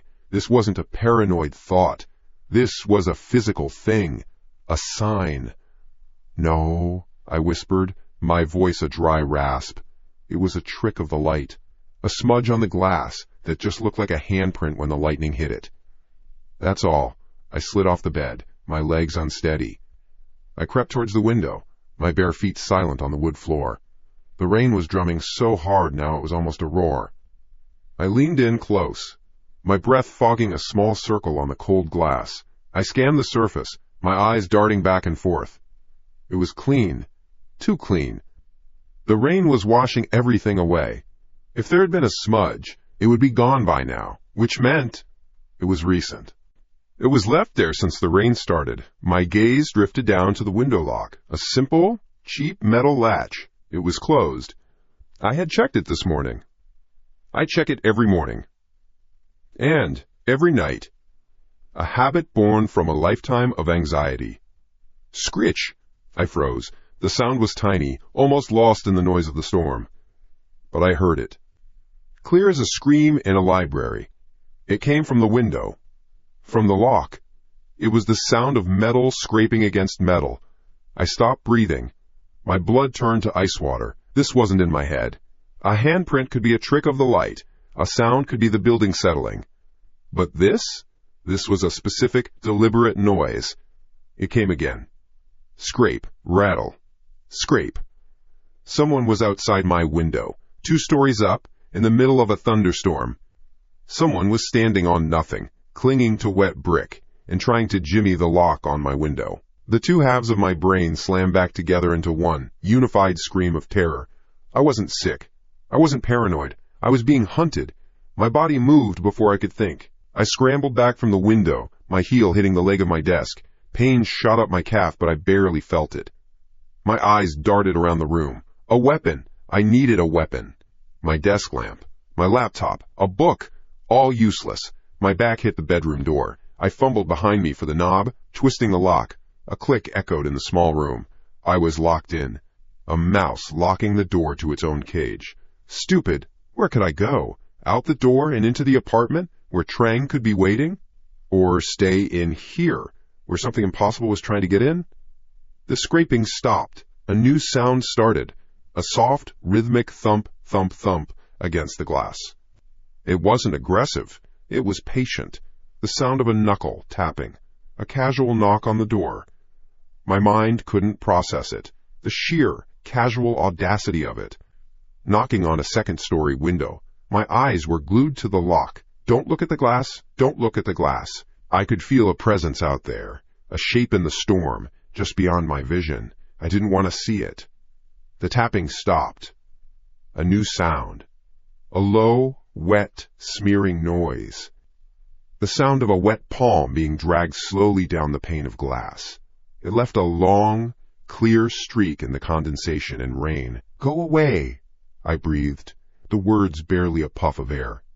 "Please, just go away." A silhouette appeared against the glass. A head. Shoulders. It was distorted by the water, a featureless black shape against the gray sky. It was just standing there, watching me. My sanity snapped. This wasn't a person. People couldn't do that.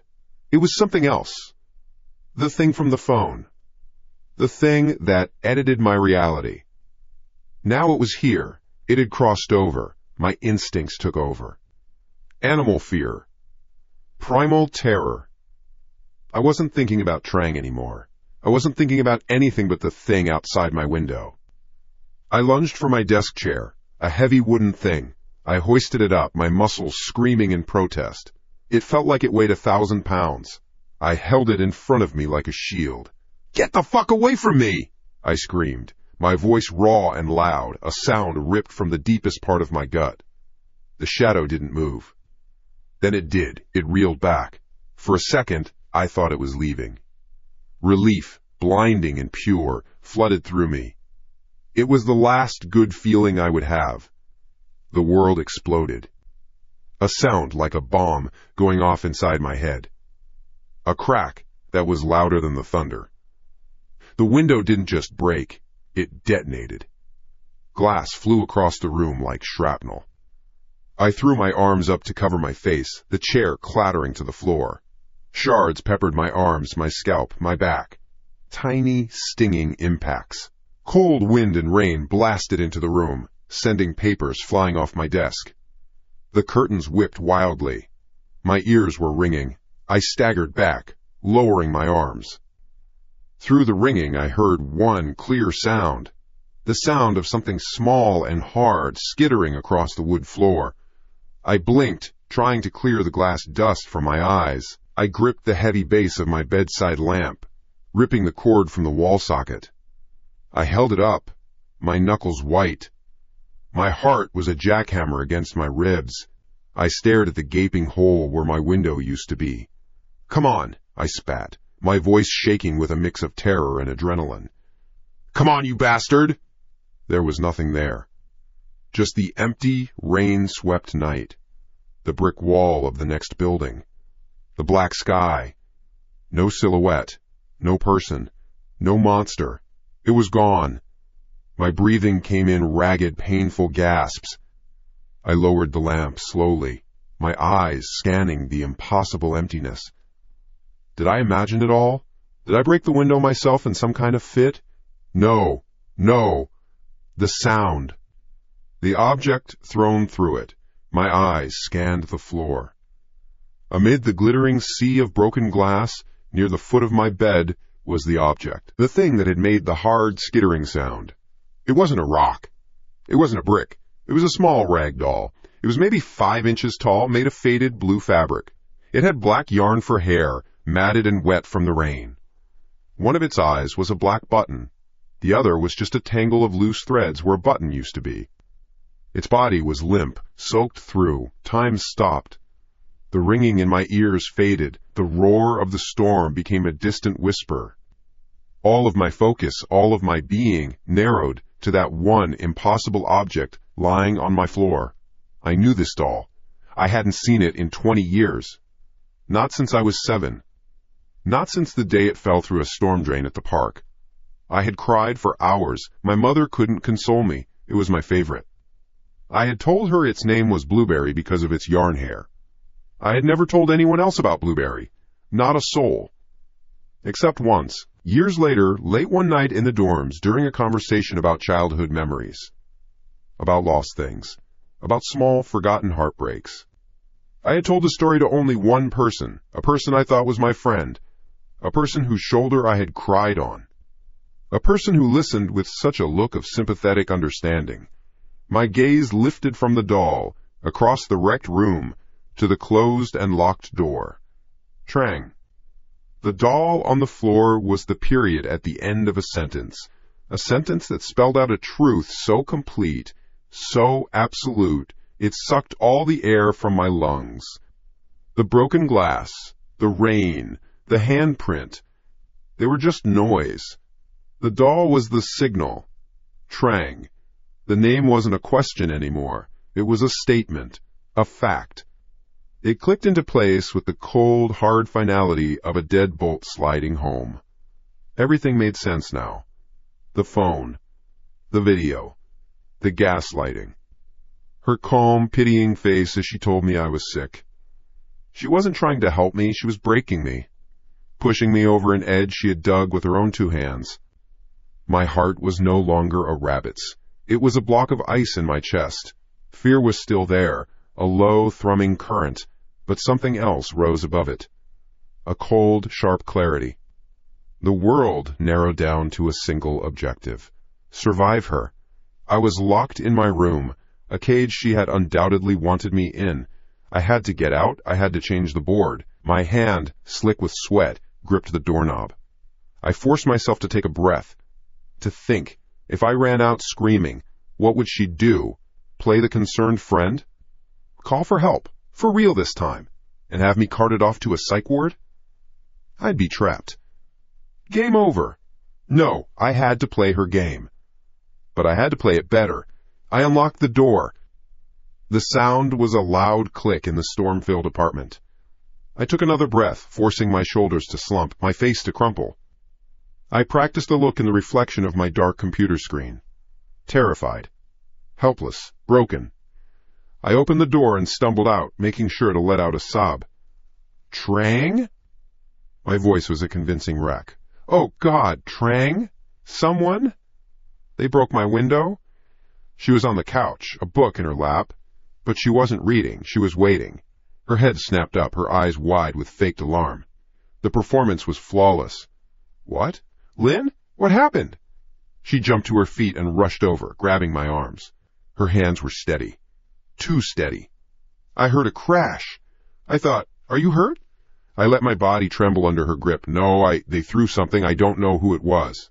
They were at the window. I pointed back toward my dark, violated room. I let a real tear, born of pure rage, roll down my cheek. I'm scared. I'm so scared. This was the part of the script she wrote for me. I had to say the lines. We have to call the police, I whispered, the words tasting like ash. Now, this was the test. Her move. Trang didn't hesitate. Of course, yes. Right now, stay here.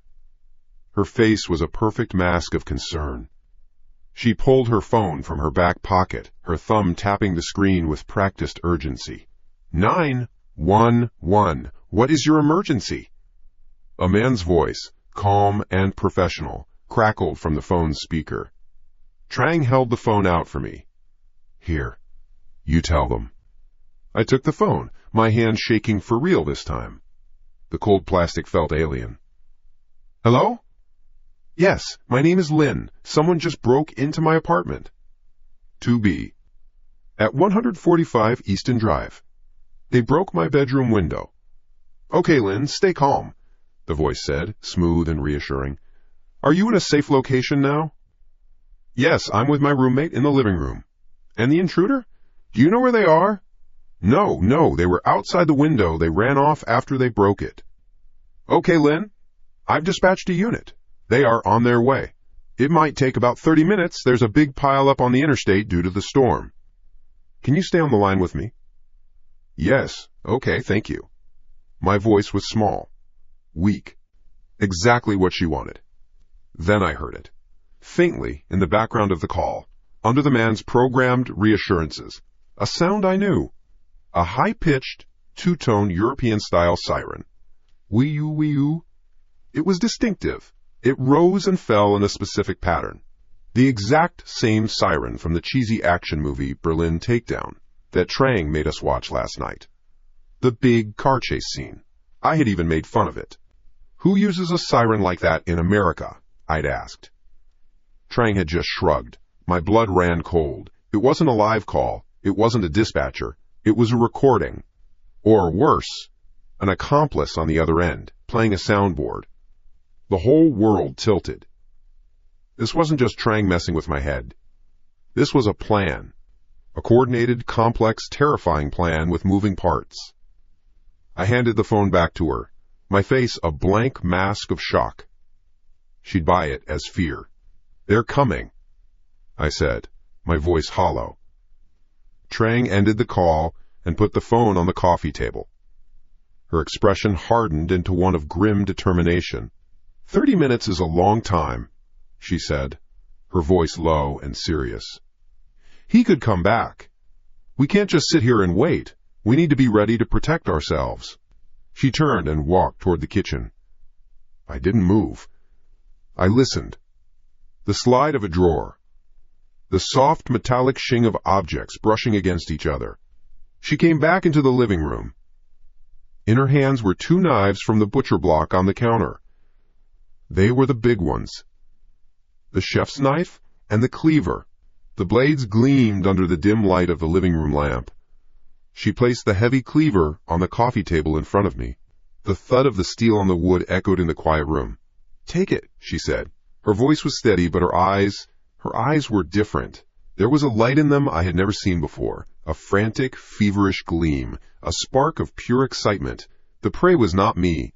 The prey was my sanity, my life, and the hunter was enjoying the chase. I stared at the cleaver, at its broad, heavy blade, at the thick wooden handle. I was no longer afraid of the shadow that had been outside my window. That was just a puppet.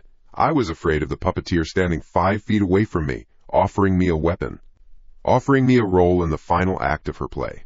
My hand trembled as I reached for it. The wood of the handle was smooth and cool. The weight of it was substantial, terrifying. I wrapped my fingers around it. It felt wrong. A prop I never wanted to hold. "Good," Trang whispered. She picked up the chef's knife, her grip expert and comfortable.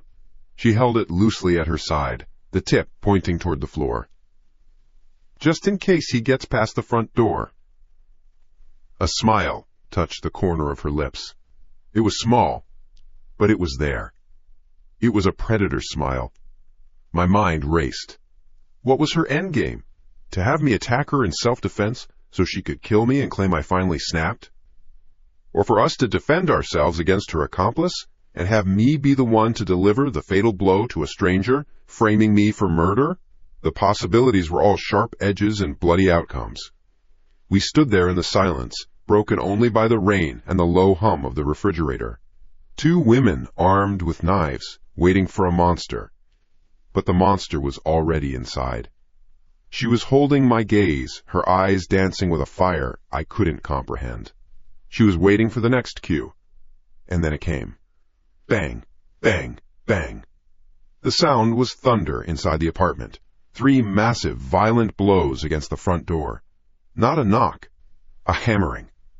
The wood vibrated. The chain lock rattled against the metal plate. I flinched, a raw gasp escaping my lips. My grip on the cleaver tightened until my knuckles were white.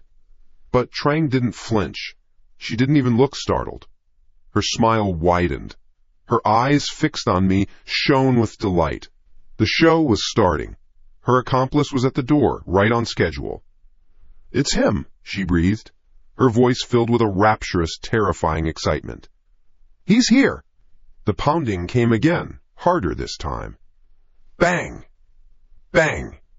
Bang! Bang! A splintering sound echoed from the doorframe. Trang took a step back, positioning herself between me and the kitchen. A silent guardian. But she wasn't looking at the door. Her eyes were locked on me, studying my reaction, savoring my terror. Her smile was wide and welcoming, as if she was expecting company. The hammering on the door was the only sound in the world. 3 solid, punishing blows that were not a request, but a declaration. The wood of the door groaned, the metal of the chain lock singing with a high, stressed note each time the fist connected. My knuckles were white around the handle of the cleaver. Its weight was a cold, dense reality in my hand. I was a statue of fear, a perfect sculpture for Trang's collection. My back was pressed against the living room wall.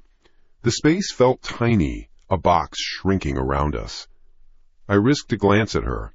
Trang. She hadn't moved. She hadn't backed away from the door. She stood her ground, the chef's knife held loosely at her side. Her smile was gone, replaced by a look of intense, focused anticipation.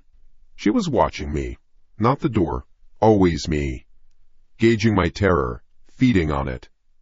What was her plan? What was the end game in this theater of cruelty she'd constructed? The pounding came again, louder, a series of frantic, violent explosions of sound that seemed to shake my teeth. A piece of the doorframe splintered and fell to the floor. Then came a different sound, the crack of breaking wood. It was not a knock, it was a final, explosive, tearing sound. The door flew inward, torn from its upper hinge, and slammed against the interior wall. The chain lock, still attached to the mangled frame, whipped through the air like a dead snake. Rain and wind blasted into the room, cold and wet, scattering papers from the coffee table. Silhouetted in the ruined doorway was a figure. A man. Big, broad-shouldered, dressed head to toe in black. A black ski mask covered his face, leaving only dark holes for his eyes and mouth. He was exactly what the script called for. The monster. The random, brutal intruder. He took one step inside, water dripping from him onto the hardwood floor. My breath hitched. The cleaver felt impossibly heavy, a slab of useless steel. My heart was a frantic drum against my ribs. My role was simple: scream, panic, be the victim. My mind, however, was a block of ice. This is him, her accomplice. He paused for a second, his masked head scanning the room. His dark eyes passed over me, dismissive, as if I were just part of the furniture. Then they locked onto Trang. He lunged. But not at me. He charged toward Trang, his movements fast and aggressive. My mind screamed. This is it! The performance begins! She'll scream, he'll grab her, I'm supposed to intervene. But the script I had imagined in my head tore itself to pieces. Trang didn't scream, she didn't stumble back. She didn't even flinch. She stood her ground as the dark figure barreled towards her, and she raised the chef's knife, not in a clumsy defensive posture, but like a surgeon picking up a scalpel. As he closed the distance, a small, knowing smile touched her lips again. Too slow, she said. Her voice was quiet, almost conversational, but it cut through the sound of the storm. The man in black stopped dead in his tracks, not 2 feet from her. He physically skidded to a halt, his body seized by a sudden, jarring confusion. His shoulders, which had been hunched for an attack, straightened slightly. He tilted his head, the blank expression of the ski mask somehow conveying complete bewilderment. My own mind stalled. What? This wasn't part of the play I'd been cast in. The attacker wasn't supposed to be confused. He was part of the plan. Her plan. So why did he look like the script had just been changed without his knowledge? The entire dynamic in the room shifted, twisting into something I couldn't understand. The fear I was performing began to curdle into something real and new. I was a spectator to a play where even one of the actors didn't know his lines. Trang took a step forward. I said, she repeated, her voice colder this time, you're too slow.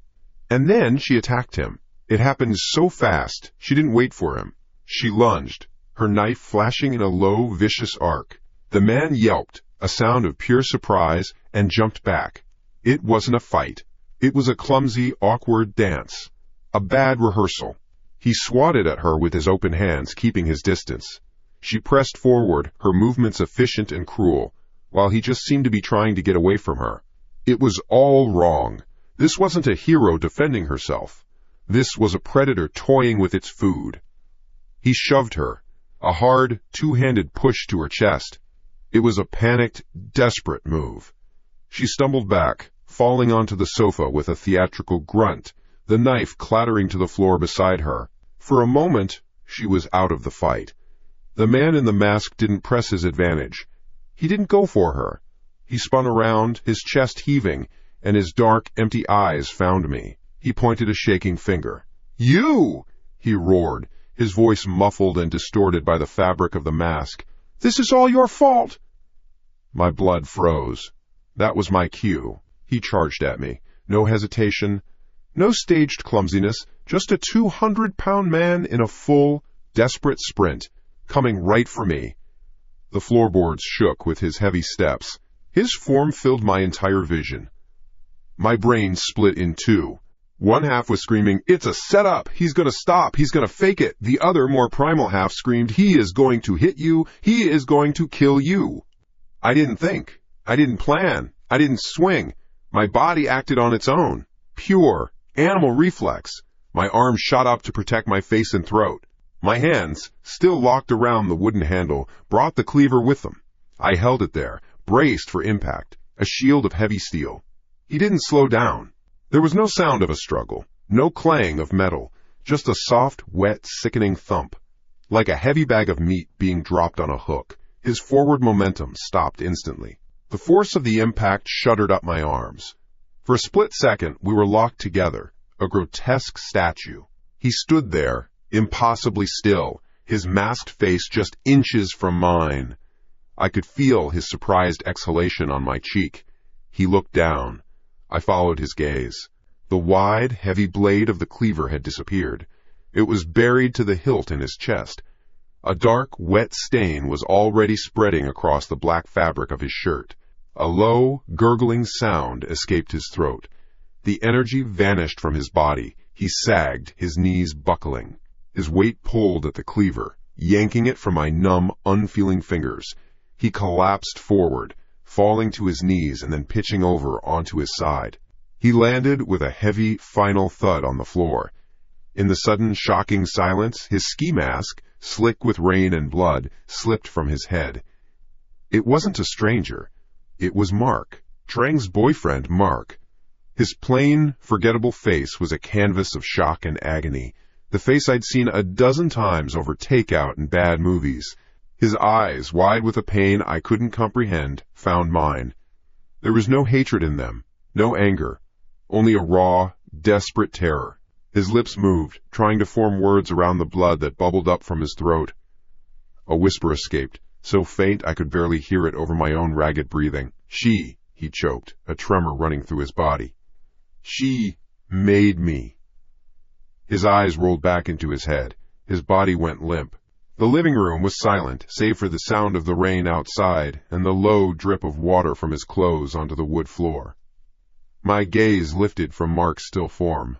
My eyes, wide and unblinking, traveled across the room to the sofa. Trang was pushing herself up into a sitting position. She wasn't looking at the body of her dead boyfriend. She wasn't crying. She wasn't screaming. She was looking directly at me, and across her face spread a slow, wide, triumphant smile. Her eyes shone. The scene was set. The weapon was in his chest, my fingerprints all over the handle I just held. Her accomplice was dead on my floor. I was the hysterical roommate who had finally snapped. She was the terrified, grieving survivor. The police, she had said. 30 minutes. The clock was ticking. The trap had closed. The world had shrunk to the space between my eyes and Mark's. His body lay on the floor, a broken piece of furniture, a thing. His head was turned at an odd angle, cheek pressed against the hardwood floor, slick with rain. His eyes, plain and forgettable just an hour ago, were now impossible to look away from. They were open. They stared at the ceiling. They saw nothing. The cleaver stood from his chest like a monument, a crude, silver flag planted in conquered territory. My territory. My fingerprints. She made me. The whisper echoed in the cavern of my skull.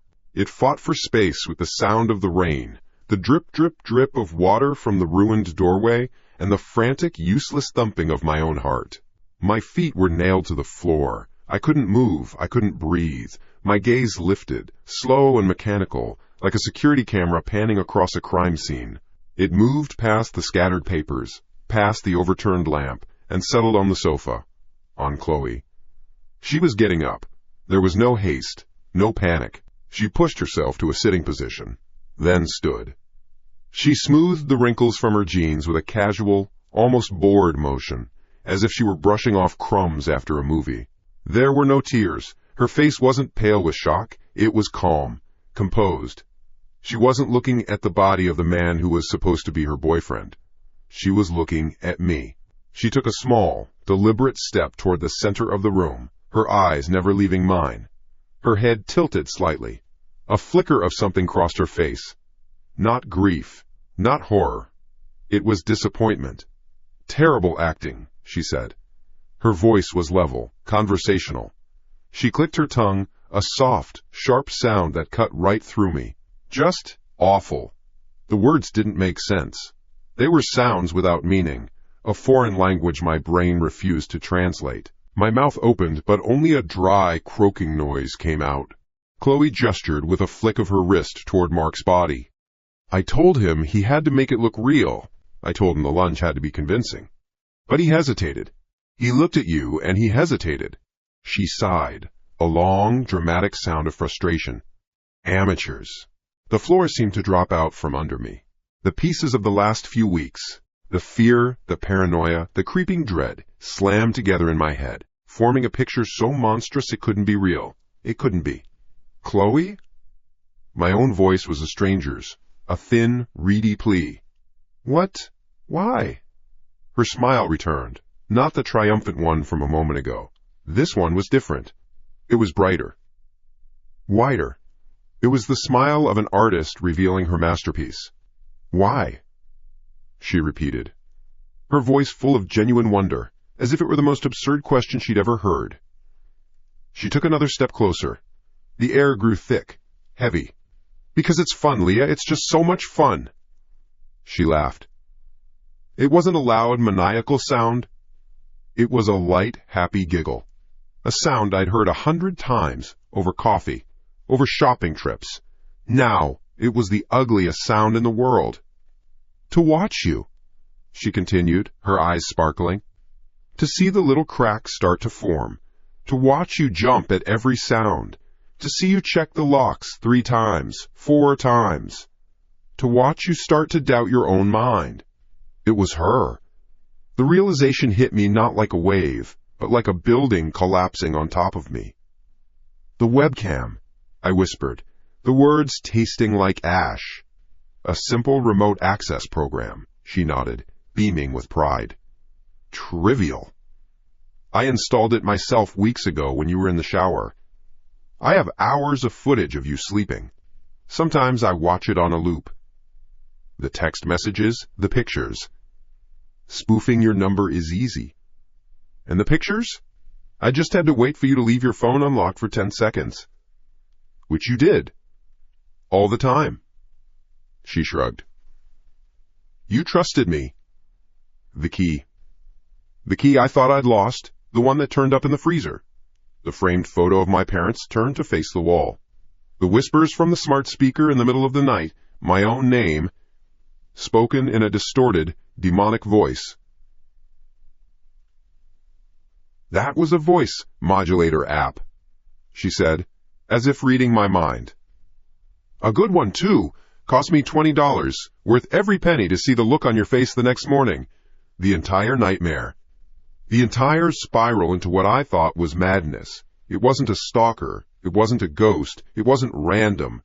It was a performance. A carefully constructed, exquisitely cruel play. And she was the director, the writer, the producer. I was just the star. The unwitting victim hired for a single tortured role. And Mark was just a prop.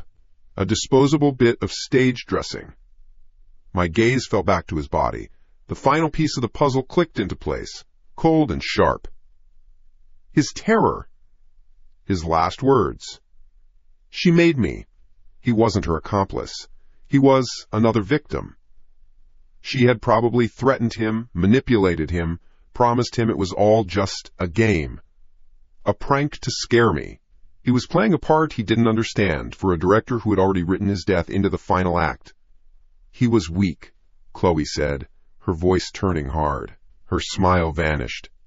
"He was supposed to grab you, scare you, let you fight him off and be the hero. But at the last minute he wanted to back out. He was going to ruin it. Ruin the ending. Her eyes narrowed. I couldn't have that. The story needed a climax. The trap wasn't the broken door and the man with the knife. The trap was her. It had always been her. Her feigned concern. Her comforting hugs.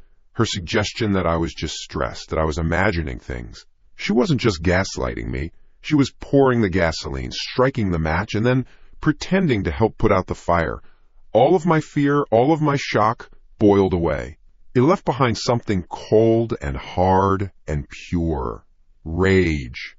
You're insane, I breathed, the words low and steady. Chloe's smile came back, slow and predatory. No, I'm an artist. And this is my masterpiece. She walked over to Mark's body. She didn't look down at his face. She looked at the chef's knife that had clattered to the floor when he shoved her. It lay near the sofa, its blade gleaming in the dim light. With a graceful, deliberate movement, she bent down and picked it up. She tested its weight in her hand, her grip professional, comfortable. Now, she said, turning back to me, the knife held loosely at her side. Time for the finale.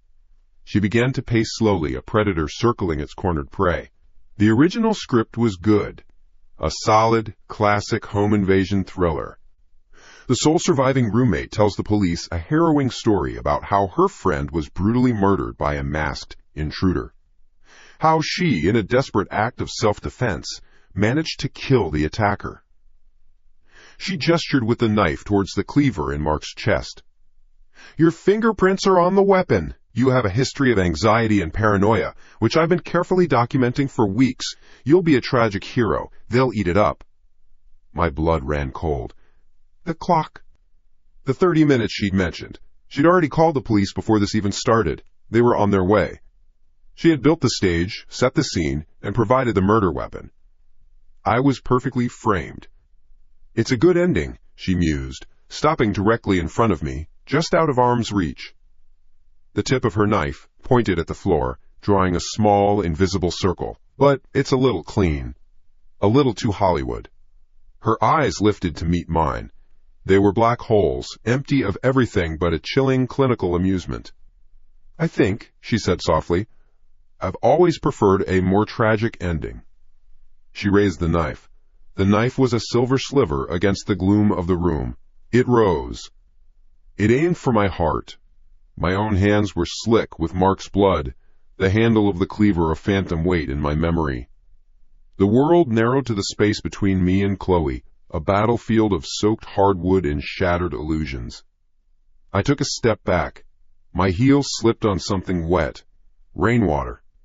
Or blood. It didn't matter. Another step. The back of my knees hit the arm of the sofa. A dead end. My mind raced, a trapped rat in a maze. The police. 30 minutes. How long had it been? 20? 10? Not enough time. They'll know it was you, I said. The words came out, rough and low, a desperate grab for a weapon that wasn't there. They'll find out, Chloe. You can't get away with this. Chloe didn't lunge. She didn't move. She just watched me, that awful, bright smile playing on her lips. She lowered the knife, just slightly, a gesture of confidence, of absolute control. Oh, Leah, she sighed, a sound of mock pity. You still don't get it, do you? She didn't look at me anymore. Her gaze lifted, moving past my shoulder toward the corner of the ceiling, a corner I'd never paid attention to. She pointed with the tip of the chef's knife. Look! My eyes followed the direction of the blade. For a second, I saw nothing but plaster and a cobweb. Then I saw it. A tiny black dome, no bigger than $50, nestled where the two walls met the ceiling. A pinhole lens stared down from its center. And next to the lens, a single, tiny, insistent red light blinked. On. Off. On. Off. Recording. My breath hitched. My entire body went cold. I'd lived in this apartment for 3 years. I had painted these walls myself. That camera had not been there yesterday. It has a great view of the whole room. Chloe said, her voice casual like a real estate agent showing off a feature. But the best part is the activation. It's hardwired to the smart hub. I only turned it on. She paused, glancing at her watch for dramatic effect. About 5 minutes ago, right after Mark expired. The blinking red light was a heartbeat. The heartbeat of my damnation. It will see you holding the murder weapon you just used on him, she continued, her voice a cruel, calm narration. It will see you, wild-eyed and frantic. It will record your irrational accusations. And then, it will record you lunging at me, the innocent, grieving friend. It will see me fighting for my life, defending myself against the roommate who just snapped. The story was perfect. The timeline was perfect. The evidence was perfect. My history of anxiety and paranoia, carefully documented by her. My fingerprints. My face on that camera, twisted in rage and terror. I wasn't just framed. I was the star of my own execution, and she had sold tickets. The trap wasn't just the apartment. It was the world outside it. The police, the courts, the media. They were all part of her audience. But this isn't just for fun, is it? I whispered. The question clawed its way out of my throat. Her joy was too big, too purposeful, for a simple, sick game. There was something else humming beneath it. A different kind of energy. A professional pride. The shift in her expression was subtle, but it was there. The artist's smile faded, replaced by something sharper. Colder. A predator's focus. Clever girl, she said, her voice dropping an octave. No, this isn't just for my fun. She took a slow step toward me, the knife held loosely at her side. This, she said, gesturing to the body, to me, to the blinking red light, is a final exam. My thesis. Pass this, and I get a permanent position. The words made no sense. They were puzzle pieces from a different box. My brain couldn't fit them together. Position? What are you talking about? Position where? With who? A genuine, startling laugh escaped her lips.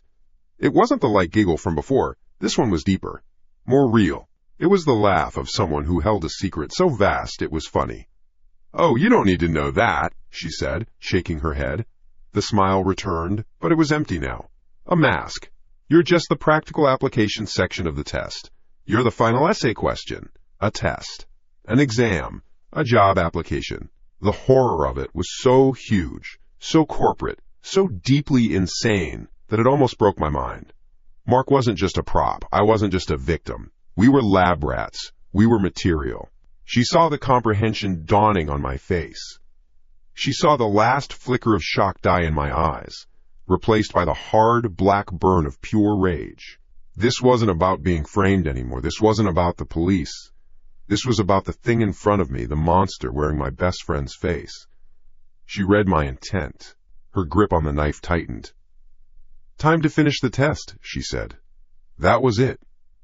The switch flipped. There was no thought, no plan. There was only the roar in my ears, louder than the rain, louder than my own heart. The world of paranoia and fear and gaslighting fell away. All that was left was the floor, the body, and the two of us. Predator and prey, I screamed. It was not a scream of fear. It was a raw, primal sound torn from the deepest part of my soul.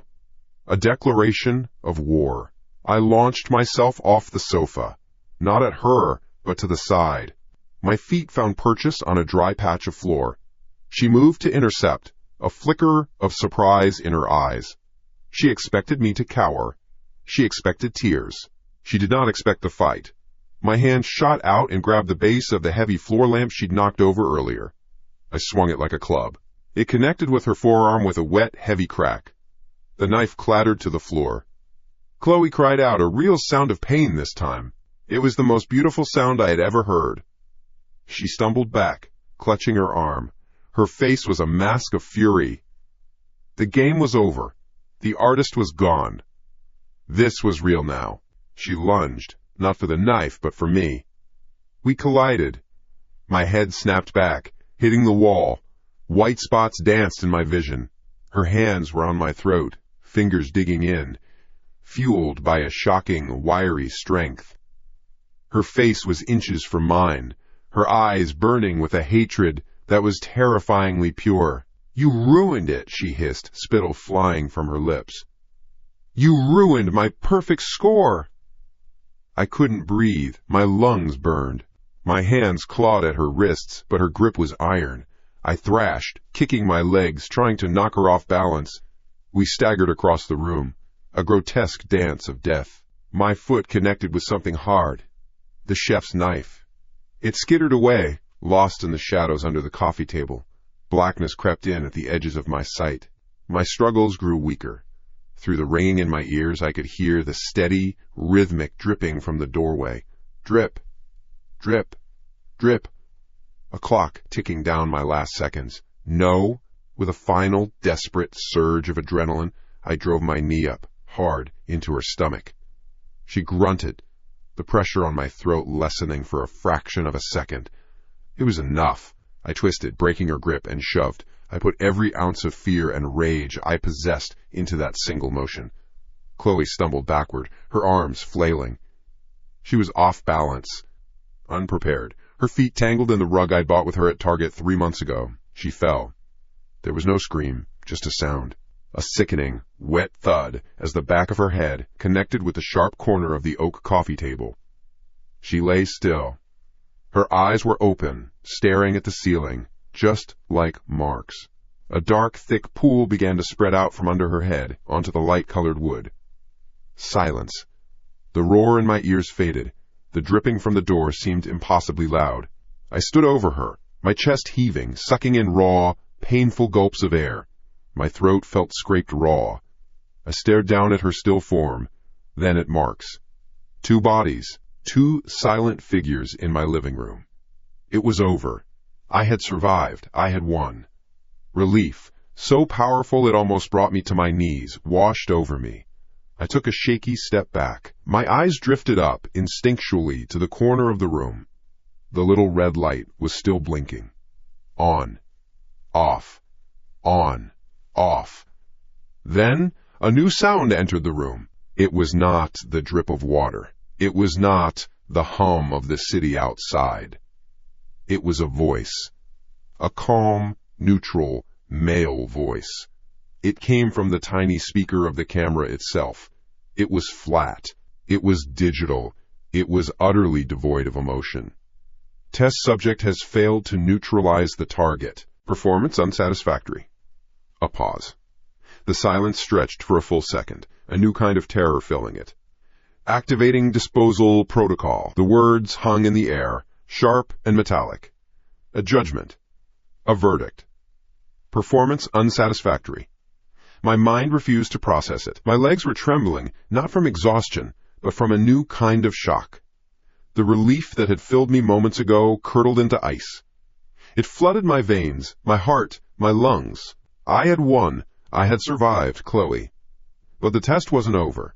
Chloe wasn't the examiner. She was just the multiple-choice question I'd gotten right. Activating disposal protocol. The voice was gone. The only sounds were the drip, drip, drip of water from the ruined doorway and the steady, mocking blink of the red light. On. Off. On. Off. That light was no longer just a recording. It was a countdown. A trigger. I stared at it, frozen. What was a disposal protocol? A bomb? A self-destruct sequence? Poison gas filling the vents? The possibilities were formless and huge, tearing through the last of my sanity. My eyes darted around the room. The 2 bodies. The blood. The shattered lamp. This was my life. This was my tomb. Then a new sound. It came from the front door. Not a knock. Not the splintering of wood. It was a soft click. The sound of a lock, already broken, being pushed open with care, followed by the gentle creak of the door swinging inward. My breath caught in my throat. I didn't move. I couldn't. I flattened myself against the wall behind the sofa, trying to be small, trying to be invisible. 2 men stepped inside. They did not look like killers from a movie. They weren't hulking brutes or masked psychopaths. They were bland, nondescript. They were matching dark gray coveralls with a small, circular logo on the breast I couldn't quite make out. One was older, with thinning gray hair and a tired face.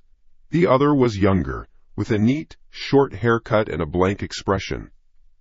They moved with a quiet efficiency that was more terrifying than any weapon. They closed the door softly behind them. One of them set down a heavy, black case, the kind you see for professional tools or camera equipment. He unlatched it. The sound was a loud snap in the charged silence.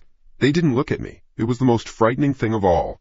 I was right there, trembling, covered in blood, my breath coming in ragged gasps, a living, breathing piece of the horror. And they looked right through me, as if I were a piece of furniture, a detail to be handled later. The older man walked calmly across the blood-slicked floor. He didn't flinch at the sight of Mark's body. He simply knelt, pressed 2 fingers to the side of Mark's neck, held them there for a moment, then withdrew. He did the same for Chloe, his face a mask of professional disinterest. He gave a single, curt nod to his partner. Confirmed. The younger man pulled a pair of latex gloves from his case. He pulled them on with a practice snap. He took out a spray bottle and a sealed pack of microfiber cloths. He went to the chef's knife first, the one Chloe had dropped. He sprayed it with a clear, odorless liquid. He wiped it down, handle to tip, with meticulous care. Every print, every smear. Gone. He moved to the lamp I had used as a club.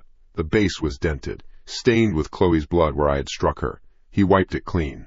Then he carefully stood it back up, as if nothing had happened. My mind was a screaming void. I understood. This was the disposal protocol. They weren't here to kill me. Not yet. They were here to erase the event. To sterilize the crime scene. To wipe away the tests, the failure, the entire bloody night until the only thing left out of place was me. I watched, a spectator at my own vanishing. The younger man worked with a chilling focus. He wiped the coffee table where Chloe's head had hit. He sprayed and wiped the floor where our struggle had left scuffs and smears. He was like a time machine, methodically pulling the room back to a state of normalcy, a state where 2 people hadn't just died here. The older man opened a different compartment in the case. He pulled out 2 large, heavy-duty black bags, the kind they use for bodies. He laid them out on a clean patch of floor. The sound of the thick plastic unfolding was like a shout in the quiet room. That was it. That was the final piece. The bags. They would clean the room. They would remove the bodies. And then they would deal with the final piece of evidence. The last witness. Me. A switch inside my head flipped. The paralysis broke. Primal, unthinking survival took over. There was no plan. There was only one thought, one imperative, burning through the fog of terror. The back door. It was in the kitchen. Past the living room. Past them. I pushed myself off the wall. My movement was a fraction of an inch, but in this silent, controlled space it felt like an earthquake. The younger man, still wiping, did not look up. The older man, preparing to move Mark's body, did not turn. It was as if I was on a different plane of existence, a ghost they were not yet authorized to see. My heart hammered against my ribs, a wild drumbeat against the silence. Move. Move now. I took a step. My bare foot made a soft, wet sound on the wood floor. I froze. They didn't react. Another step. My back was pressed to the wall, inching my way along the perimeter of the room, toward the kitchen archway. Every sense was on fire. I could smell the faint, clean scent of their chemical spray. I could see the precise, economical way the younger one folded his used cloth. I could hear the rustle of the body bag as the older one positioned it next to Mark. I reached the archway to the kitchen. I risked a glance inside. The older man was there. He had his back to me. He was rolling Mark's limp body onto the edge of the black plastic. His movements were practiced, the way one might roll a heavy rug. He grabbed the long zipper. I had to go past him. The back door was on the far side of the kitchen. A dozen feet of open space. A dozen feet of pure, absolute risk. I held my breath until my lungs burned. I slipped into the kitchen. The linoleum was cold under my feet. 1 step. 2 steps. The man grunted with effort as he hefted Mark's weight. The sound made me flinch. 3 steps. I was directly behind him now. I could see the sweat on the back of his neck. If he turned, we would be face to face. 5 steps. 6. My hand was outstretched, reaching for the doorknob. My fingers were trembling. It was just inches away. Hope, fragile and insane, flared in my chest. I was going to make it. I was going to get out. My fingertips brushed the cold metal of the knob. The girl in the living room. The voice came from behind me. From the living room. It was the younger man. He hadn't turned. He hadn't stopped his work.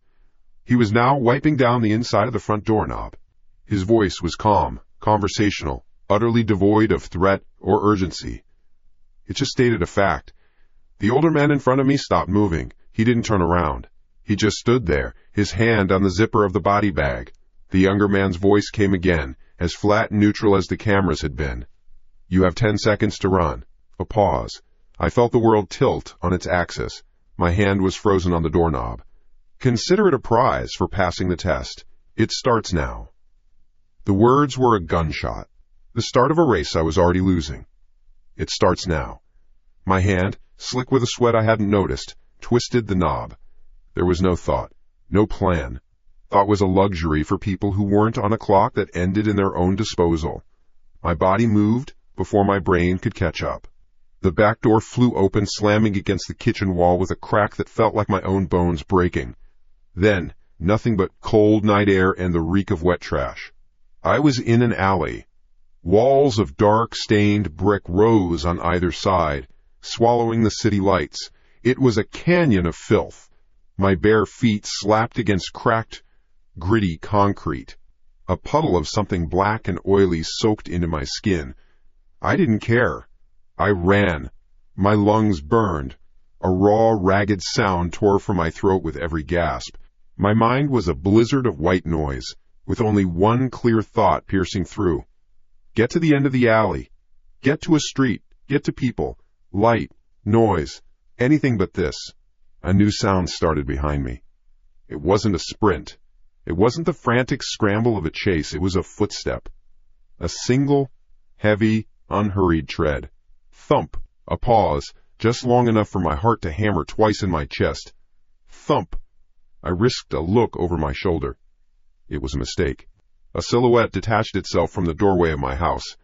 Just a shape, dark against the faint light from the kitchen.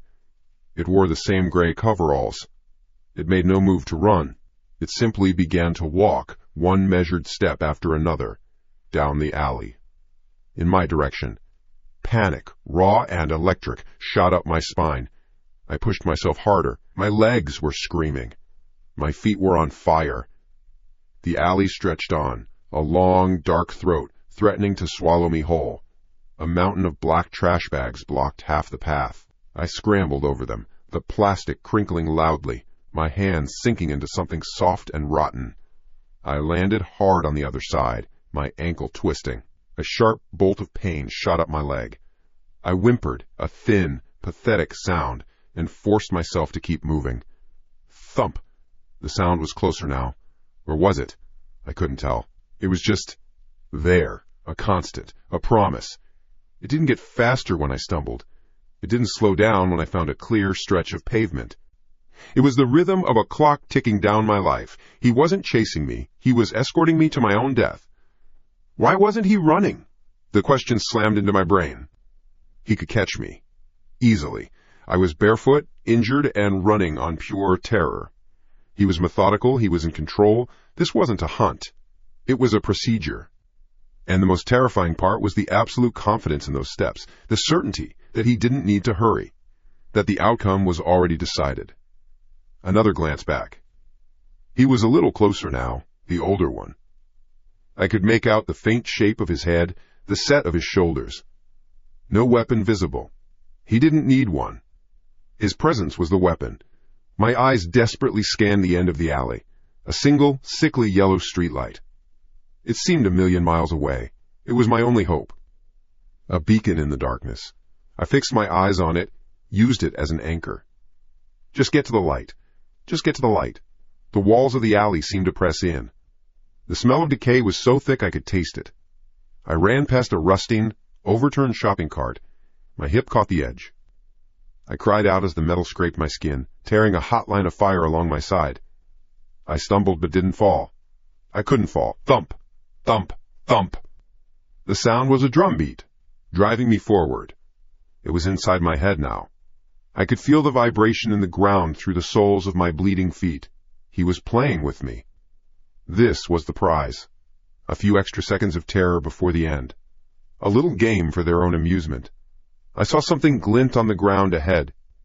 A shard of broken glass from a bottle. I swerved to avoid it, my foot landing on something wet and slick. My legs went out from under me. The world tilted. My head hit the concrete with a sickening thud. Orange and white spots exploded behind my eyes. For a second, there was only the rough texture of the pavement against my cheek and a high-pitched ringing in my ears. The pain was a dull, spreading bloom.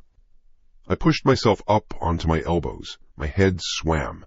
I coughed, tasting blood and grime, and the sound of footsteps stopped. I looked up. He was there, standing about 15 feet away, not breathing hard, not even a sheen of sweat on his face. It was the older cleaner, his expression as blank and tired as it had been in the apartment. He looked down at me the way you'd look at a mess you had to clean up. Slowly, deliberately, he reached into a pocket on the thigh of his coveralls. My breath caught in my throat. He wasn't pulling out a gun. It was smaller. He brought it into the faint light. A syringe. It was already full of a clear liquid. He tapped the side of it with his index finger, dislodging a tiny air bubble. The gesture was so clinical, so practiced. It was the most horrifying thing I had ever seen. He started walking toward me. The slow, unhurried pace was back. Each step was an eternity. "Time's up," he said. His voice was flat. No anger, no satisfaction. Just a statement of fact. This was it. The flashpoint. The end of the line.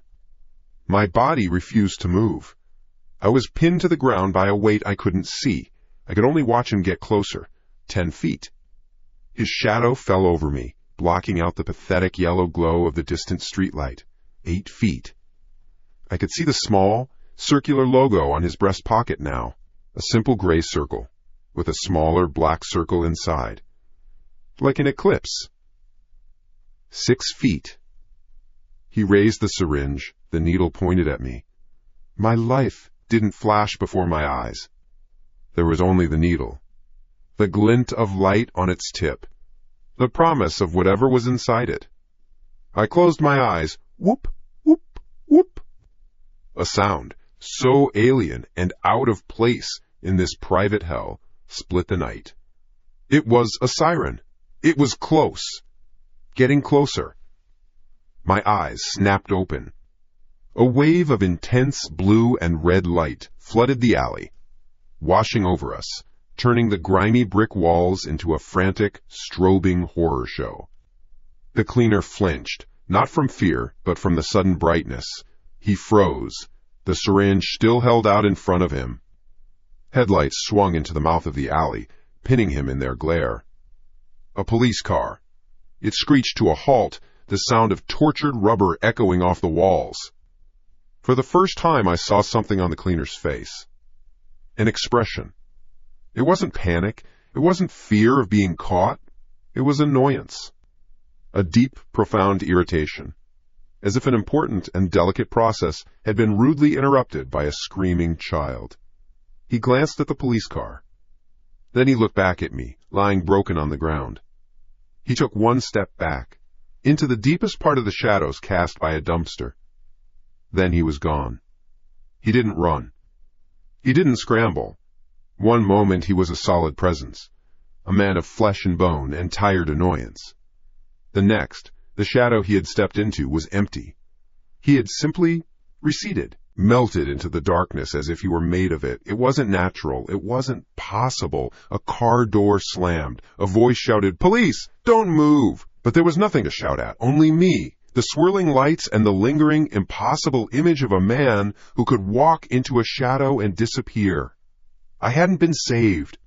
I had just been left behind. The blanket was coarse. It smelled of antiseptic and someone else's fear. They put me in a small room with cinder block walls, painted a shade of beige that made you want to give up. A cop with a tired face and a coffee stain on his shirt sat across from me at a metal table. He wasn't writing anything down. That was the first bad sign. "Okay, Leo. One more time," he said, his voice flat. He'd probably said that line 1,000 times. I told him everything. The two men in gray coveralls. The one who called himself the cleaner. The smell of bleach. The plastic sheeting on the floor of Sarah's room. The syringe. My mouth was dry, my voice raspy. I sounded crazy. I knew I sounded crazy. Sarah and her boyfriend David, the cop, Detective Mills said. He slid a piece of paper across the table. It was a printout of an email. Their lease was up. They sent this to the landlord last week, said they were moving to Europe. Backpacking trip. "No," I said. The word came out as a croak. "No, she would have told me. We were friends." "People change their minds," Mills said, taking a sip of his coffee. He didn't look at me. He looked at the wall behind me. We checked the flight manifests. Sarah Jenkins and David Miller. One-way tickets to Amsterdam. Flight left 3 days ago. My brain just stopped working. It was like a circuit breaker had flipped. None of it made sense. I saw them. I saw her, on the floor. The paramedics checked you out. Bumps, bruises, a twisted ankle, consistent with a fall in a dark alley. We found a broken liquor bottle near where you were lying. You did a number on your head when you hit the pavement. He leaned forward, trying for a sympathetic look that didn't reach his eyes. Sometimes, a blow to the head, it can make things seem real. I snapped. It was real. We searched the apartment, Leo. Your landlord gave us the key. Everything was normal. No plastic sheets. No bleach. We ran a black light over every surface in Sarah's room. Nothing. No blood. No signs of a struggle. Your other two roommates, they said Sarah and David packed up all last week. They saw them leave in a cab. The walls of the beige room felt like they were pushing in. This was a different kind of trap. Not one of plastic sheets and syringes, but one of calm, reasonable voices telling me I was broken, that the horror I'd lived through was just a bad dream from a concussion. "The man in the alley," I insisted. "The syringe. You saw him. Your lights hit him." Mills sighed, the sound of a man at the end of a long shift. "My partner and I saw you on the ground, Leo. That's it. The alley was empty. We canvassed the area. No one saw anyone else running from the scene." He stood up, the chair scraping against the concrete floor. "There's a counselor I want you to talk to. Standard procedure." He was leaving. He was ending it. Just like that. The horror was being filed away as a hallucination. "The logo," I said, my voice rising. "On his chest, a gray circle with a black circle inside. Like an eclipse. Did you find anything like that?" Mills stopped at the door. For the first time, a flicker of something crossed his face. Not recognition. Pity. "Get some rest, son," he said, and then he was gone. They let me go a few hours later, after I'd spoken to a woman who used a soft voice and asked me if I'd been under a lot of stress lately. I walked out into the gray light of dawn feeling like a ghost. My own memories felt like they belonged to someone else. That was 6 months ago. I live in a different city now. A small, one-bedroom apartment on the 3rd floor of a walk-up. The landlord is an old woman who barely speaks English. I paid for the first 6 months in cash so I wouldn't have to fill out too much paperwork. I don't own a computer. I don't own a smart speaker. I have a cheap prepaid flip phone.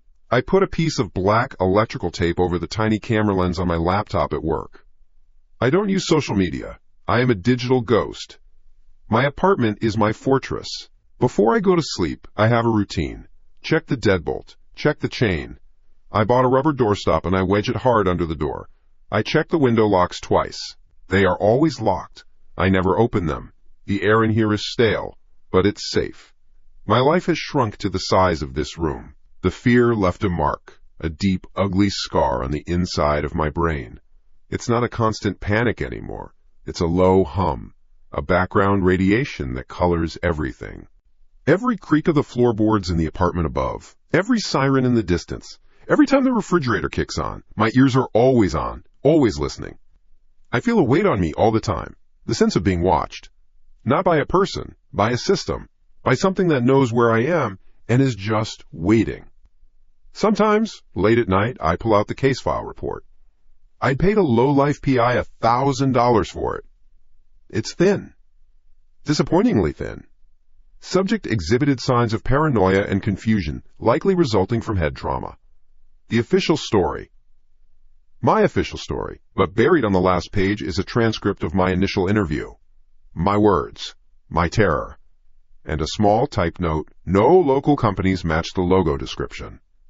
They looked. They had to look to write that down. A small part of me clings to that. Tonight, the hum is louder. I've been sitting on my couch for an hour, just listening to the building settle. The old woman downstairs is watching TV. I can hear the muffled theme music of some game show. The couple next door are arguing again. Faint, angry thumps against the wall. Normal sounds. But they don't feel normal. They feel like a cover. Noise to hide something else. I get up and do my check for the third time tonight. Deadbolt. Chain. Doorstop. Window locks. Everything is secure. I'm being stupid. I'm letting it get to me again. I go to the kitchen to get a glass of water. My hand is shaking as I hold the glass under the tap. I stare at my reflection in the dark kitchen window. A pale, thin face. Eyes that are too wide. And then I see it. Behind my reflection. In the window. A face. Just for a second. Pale. Featureless. Looking right at me from the fire escape outside my third-floor window. I drop the glass. It shatters in the sink. I spin around, my heart hammering against my ribs, a sick, cold feeling flooding my stomach. There's nothing there. The fire escape is empty. Just shadows and brick.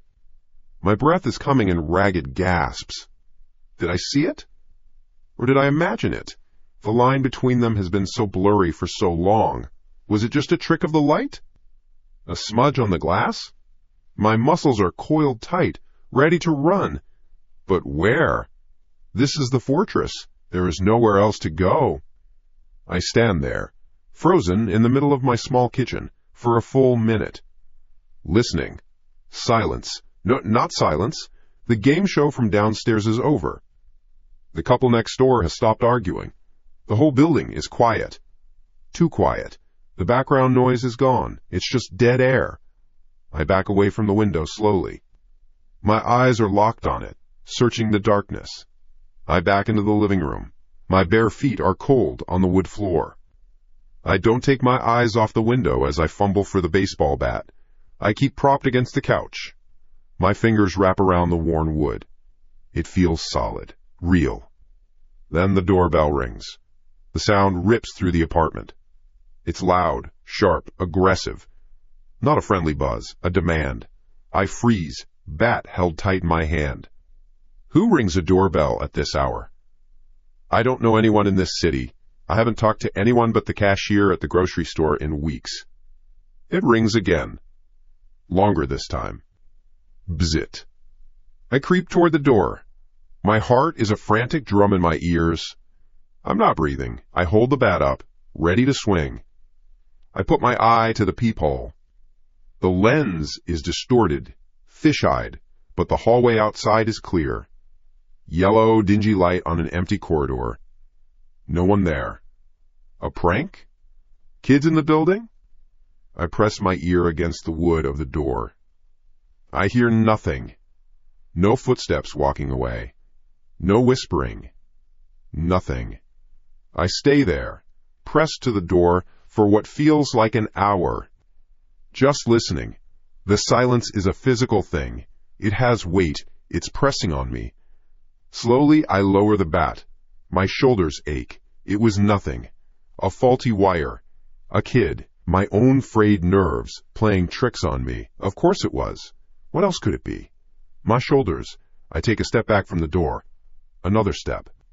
I turn around, my eyes scanning my own apartment. It feels different now. Violated. The safe space isn't safe anymore. That's when I hear it. A sound so small I almost miss it. A soft, dry scrape. The sound of paper on wood. I look down. A plain white envelope is lying on the floor. It has been pushed through the mail slot at the bottom of the door. It wasn't there a moment ago. I was just standing there. I would have seen it. I would have heard it. My blood runs cold. He was there. He was right there, on the other side of the door, while I had my eye pressed to the peephole. He was silent. He was waiting. My hands are trembling so badly I can barely move. The bat feels useless. This isn't a fight you can win with a baseball bat. This is something else. I stare at the envelope. It lies there on my floor, an alien object. A declaration. They know where I am. They found me. The game wasn't over. This was just an intermission. I kneel down. My joints crack. I pick it up. The paper is thick, heavy, expensive. There's no name on it, no address, just a white blank rectangle. My fingers fumble with the flap. I tear it open. Inside, there isn't a letter. There isn't a note. There is only a single object. It's a small black plastic card, the size of a credit card. The surface is matte, and the edges are sharp. Engraved in the center, in simple, clean gray letters, are 5 words. Welcome to the next round.